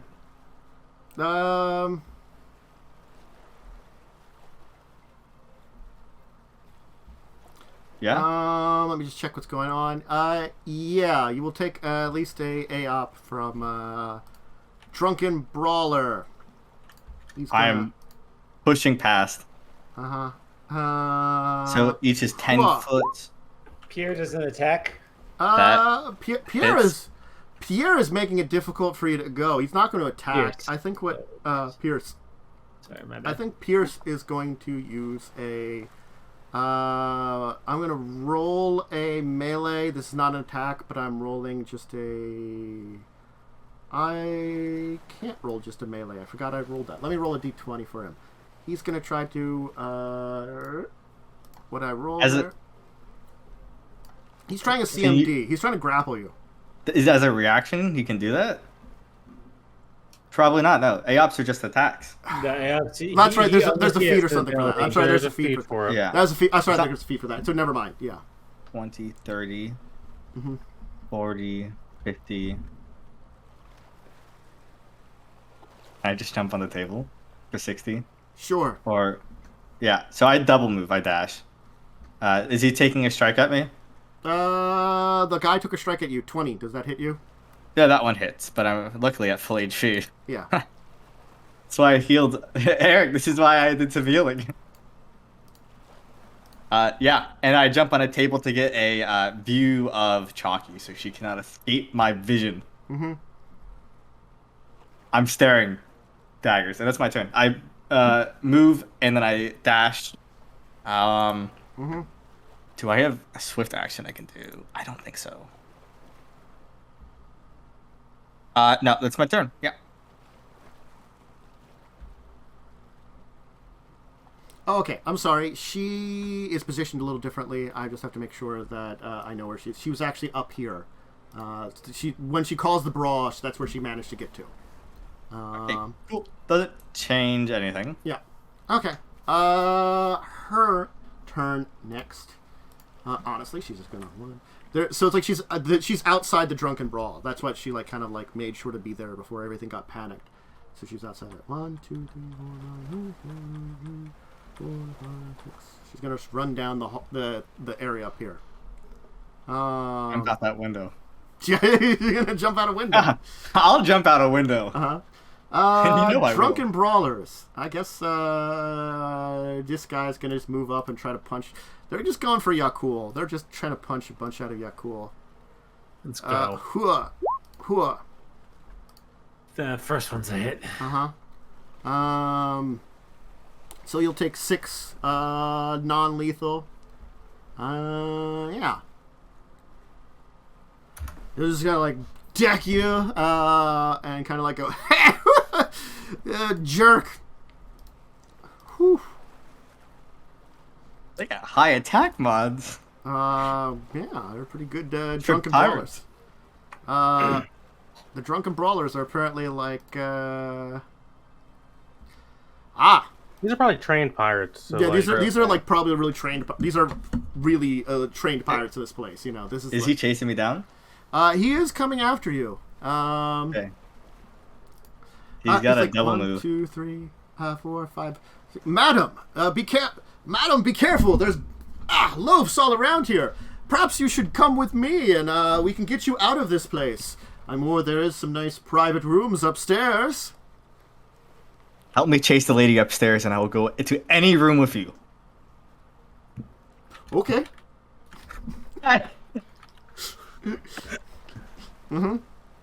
Yeah, well, he's on my side now, baby. to do whatever, dude. To fucking. What a weird Vengeance. sequence of events. Vengeance is worth anything. The humiliation, the pain and suffering. It will not be. It will not be forgotten, and it will be gotten. Yeah, cool. I hope this guy's just like a horny dude, and that's it. He probably is. Just attack the guy who's. He'll actually say, if you hold a minute, I can I can help us out if you're chasing someone down. I point up the staircase. I point in the direction she was running. Yeah. Patience, patience. We must get out of this brawl, though. I'll help us out. Cool. So, Just going ham. okay. So you won't crit confirm the dude, but you'll hit him 2 more times, and this guy will be knocked out. I was going to do the red X. He's not dead, but he's knocked out. You get 2 more strikes into him. Like, you get one into his gut and one right into his jaw, as he kind of, like, just flops over, drunken, just falling down to the floor. When I knock him down, I'm going to use my cleaving finish to attack the other guy. He's like, uppercut him, and then bring the fist down on the other guy. Basically, it's a fucking... I can only do this because I took the... Yeah. Oh, that'll hit the dude. I'll certainly hit that dude. You fist him. Don't say it like that, Tempest. I hate that. Too bad. I played the damage. Oh damn! That's a hard fisting. 21. Really full fist to them there. Can I wait for you at the stairs? Where I assume there's not really brawl happening? The top of the stairs would be fine. But I wouldn't get too far. The stairs do count as difficult terrain too, I will let you know. Cool. Alright, so 10, 20, 30, 40, 50, 60. Yeah. And you said here's good to be? Yep. Cool. There's a crashing noise over here. Yeah, Obviously. Well, no shit, she's jumping out the window. I'm gonna roll this d6 because she's taking some damage. Ow. Let's mark off her I hope health. she's not too far gone. As she's... let me roll something for her, just to see, actually. Oh. Never mind. I don't think she takes a d6 damage. Well, she takes a d6 from jumping out the window, like, through the window and stuff. But she manages to, like, stick her landing, actually. I'll fall for him. Big. I want to get her so bad. I want to catch her so bad. You have no idea. I don't even want to kill her. I think we just want the information from her. That's all I want from her. All the information we can get of Harrigan.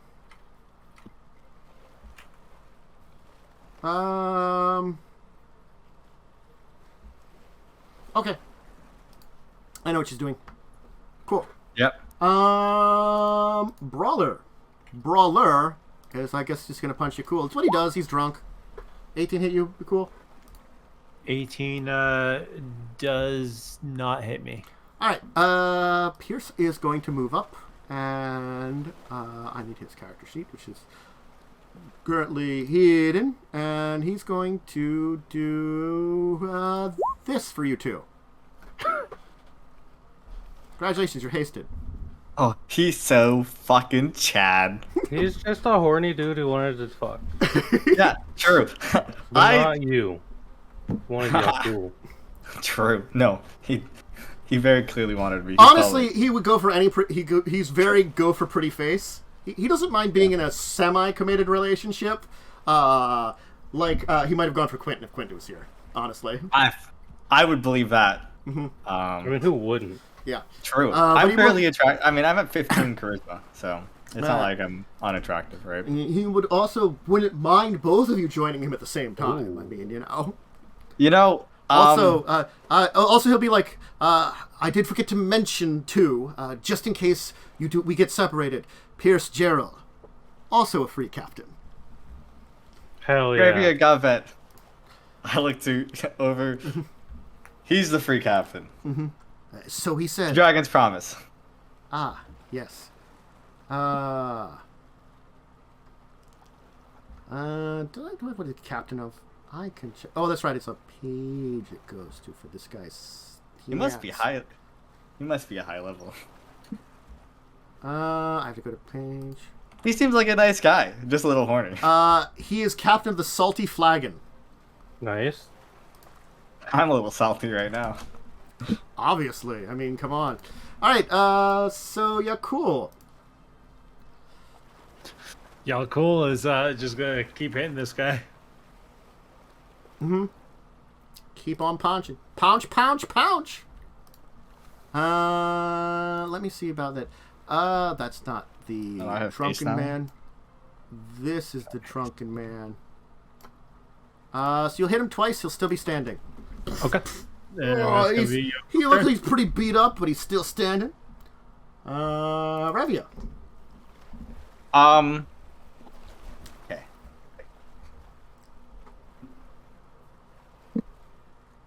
Can you take like a run action?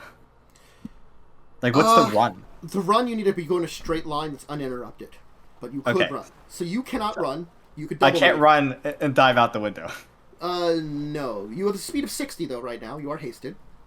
Yeah. So I move up to the window, 60 feet. You will notice that Chalky is not on the ground. She is up on the rooftops. He spider climbed. Uh-huh. Or no. Fuck. She just burst out and like leapt onto like a small roof nearby and started climbing up. She's climbing from rooftop to rooftop and leaping between them. I'm gonna try to climb. Okay. Well, you'll need acrobatics to follow her first. You can either climb down, jump down, or acrobatics over to where she went to.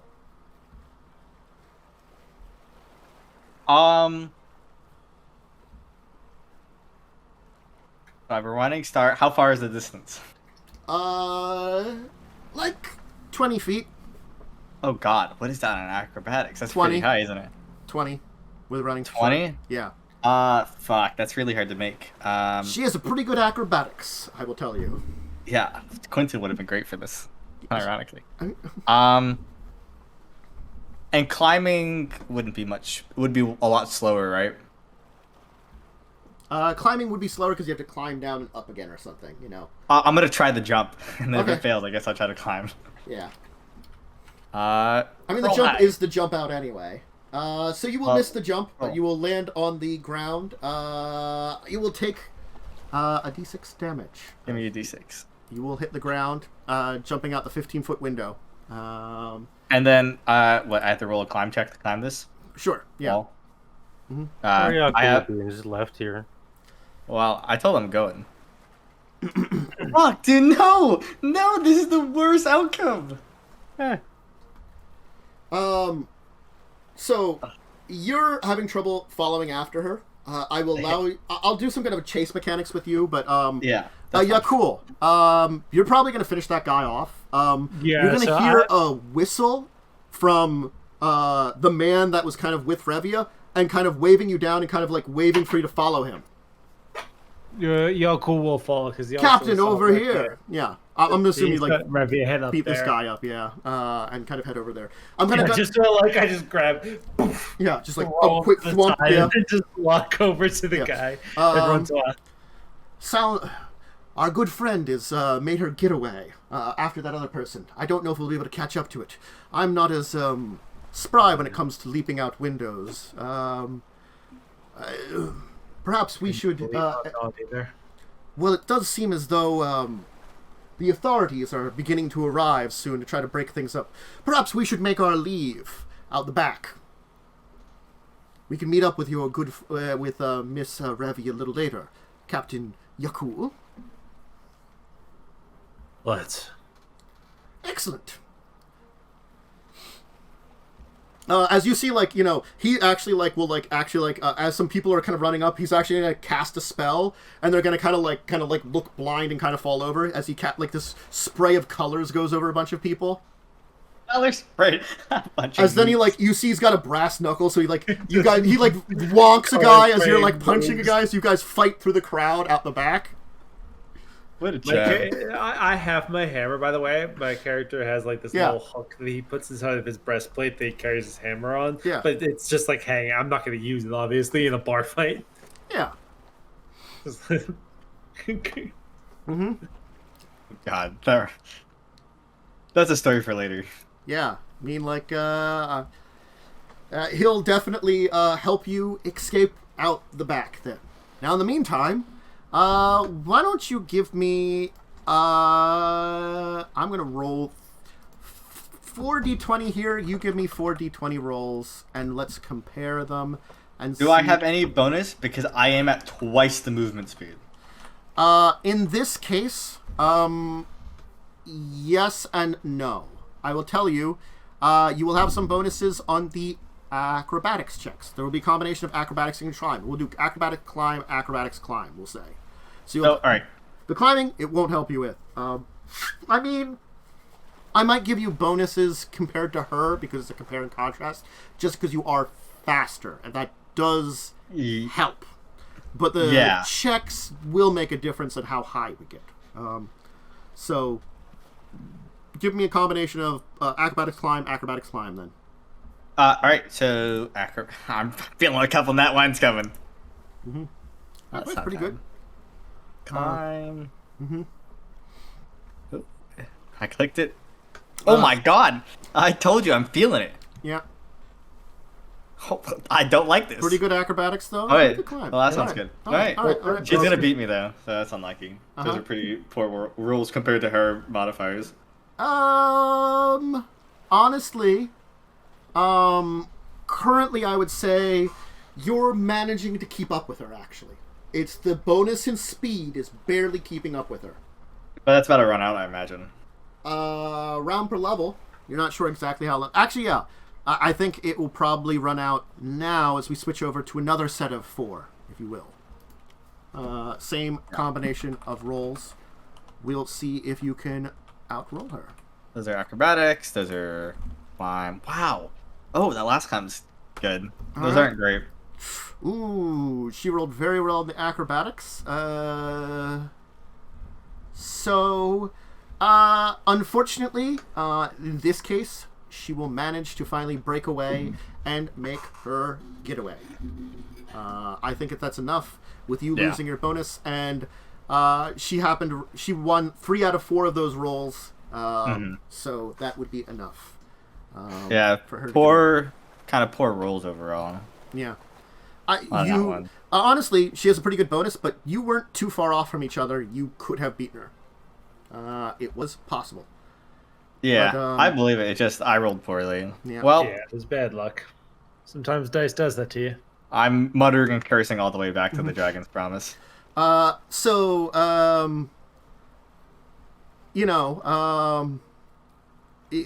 gonna kind of like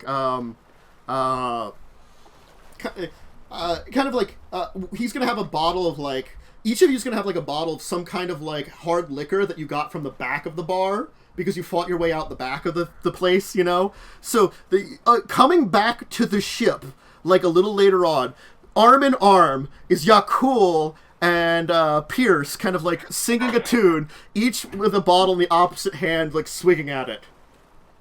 Yaalkol likes this guy. I like him too. Originally, he was like iffy, right? He was fucking up my mojo. He was just horny. He was just a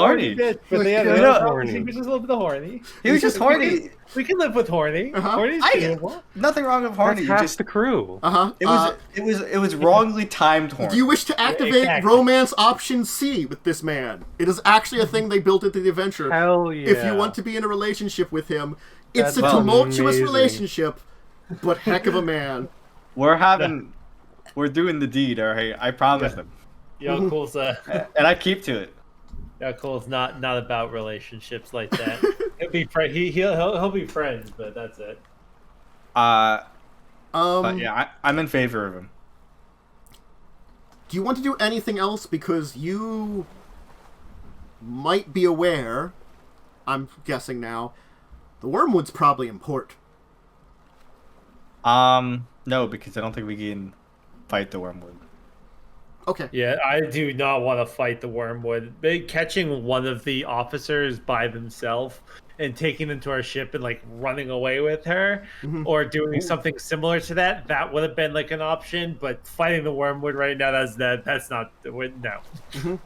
Not even Yaalkol is dumb enough to think that we should do that. We should leave port before the Wormwood, so they aren't laying. I will tell you, us. if you look into them, they will have left port by the next morning. Oh, that's scary. I don't like that. Well, I mean, that makes sense. I did chase her like halfway through Port Peril. And he's probably not looking to cause trouble with people who just got proclaimed as free captains, because he's Harrigan is not really well liked from what the reputation we've heard already. So he's pissed off a lot of people. So he probably doesn't want to piss more people off. You can probably guess, because Chalky recognized you. Harrigan's got to be aware you're still alive. Well, yeah, I mean, he knows we killed his dealer. He was gonna find out. We just became free captains. That's true. No way he wasn't gonna find out. Well, there still would have been a time delay between things. You know, it's sort of like finding out the day, a couple days afterwards, is different than finding out a couple of months from now. You know. I am going to have to recall all of our people from their extended shore leave with promises that I will pay them a small bonus. Right. And we got to get out of here though. Yeah. As you're recalling everybody, like kind of the next morning, I'm assuming Pierce is still on board the ship because he spent the night. Yeah, he spent the night. Yeah. He's just as handsome shirtless, because he's going around shirtless on your deck now. I believe it. I think I'm into him. Yaalkol doesn't 100% appreciate how comfortable he's already getting on the ship, but he doesn't say anything. He is a fighter sorcerer that is brash and impetuous. He's a fighter sorcerer? Yeah. Misty will emerge from her quarters, see this man, and just be like, "Oh fuck, it's you." Hello. How are you doing? Why are you here? Well, I'm in a relationship with your first mate, and I'm best friends with your captain. We were in a bar brawl together. It was great. Do you know this? Do you know Pierce? Unfortunately. Regina's still pissed at you. That happens.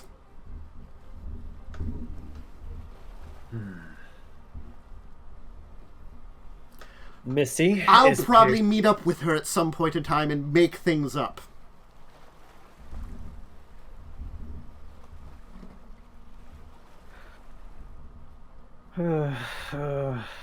This looks like between you two. And Yaalkol will walk away. I need the drama. I live off of it. Misty's gonna walk away. Wasn't asking Misty. I was looking at Pierce. Oh, I mean, she's gonna walk away. I looked to Pierce. Mm-hmm. You gonna spill the tea? Madam, I'm a pirate. We are in semi-committed relationships, as I said, and there's always a person to find at every port. We had sex one night. Roll it back a bit. We didn't even eat dinner. Then perhaps the haste is really good. I appreciate it. But perhaps dinner would be a thing. Tonight. Dinner. On me. I'll take it. Excellent. He will plan a incredible flamboyant demonstration of devotion, presence, and a cleverly planned date. An extensive, intimate conversation, because that's his special skills. Yeah, well, I assume half of it's fluff. He's a as I'm not an idiot. boy. Oh my god, he's a fuck boy. They just made a fuck boy. But I think He Perfect. love dumps you, and then he just ghosts your ass. no. He isn't looking to have a partner in crime to whom to he isn't looking for a settle down to the lover, but to have a partner in crime who can celebrate the party of life with. Man. This is exactly what I want. All I'm- Flamboyancy is pogged. All Right? I'm saying, Oh my This may have god, you been- just found out who you're gonna have your honor get up against. like, all I'm saying, like, you know, Rhea would have considered leaving a rogue for this man. It's tumultuous relationship filled with emotional ups and downs, stormy fights, smashing of furnishing, long silences, extravagance, beggings for forgiveness, and passionate reunions. He has a very explosive personality. He's got 2 fuckboys on the ship now. I accept it. Because, like, that's what pirating is about, you know? Not, like, long-term committed shit. Yeah. Yeah, It's about short-term. we might die any day. In the moment. But post all of that, as we end for today, a letter will arrive before you would leave. It seems to be a letter from one Terra Fairwind, mistress of the city of Quent on Mataku Island. It's an invitation for you to go to dinner with her at her townhouse in Port Parel tomorrow evening. Okay. Knowledge local if you want to know about her. You did visit Quent, if you recall. We did. You've already visited Quent, so you know about her. She's the pirate lord of Quent. Yeah, well. Well, then maybe we're gonna be sticking around a little bit longer. I don't think we need to recall anyone because the worm. It's a DC 10 to recognize her as the captain of the sloop of war Luck of the Draw, and one of the most popular and powerful pirate lords in the Pirate Council. Dinner with. Also, I would say, in amongst your people, you would know enough that she is the next in line for the Hurricane Crown, because she has enough acclaim within the Free Captains. Also, she's known to oppose Karadec Bonefist, so perhaps if something would happen to him, she would replace him, kind of thing. So, she's a powerful individual to meet with. I'm calling it. In like a book and a half, we're gonna have to kill him. Maybe. Who knows? He's higher level than Harrigan, so you probably have to deal with Harrigan first. I'm going to say that, if you want to... Well, I think, that's gonna be like a final. Yeah. I mean, Harrigan's Harrigan's probably the the final boss. I don't Yeah. think Harrigan's the final boss. You think Harrigan's the final boss? Yeah. Well, him and his like crew. Yeah. I will tell you, he's not. You confront him in book 5. Oh, neat. Is that not the last book? I No, guess there's it's 6 like books. I guess it's kind of like CarenCon, where Tyrant's not actually the last boss. Yeah, like the guy that you What's fight his in name? book... Yeah, the guy you fought in book 3 Yeah. is not the last boss. He's just like a mid-lieutenant that's been your enemy the entire time. Around. Yeah.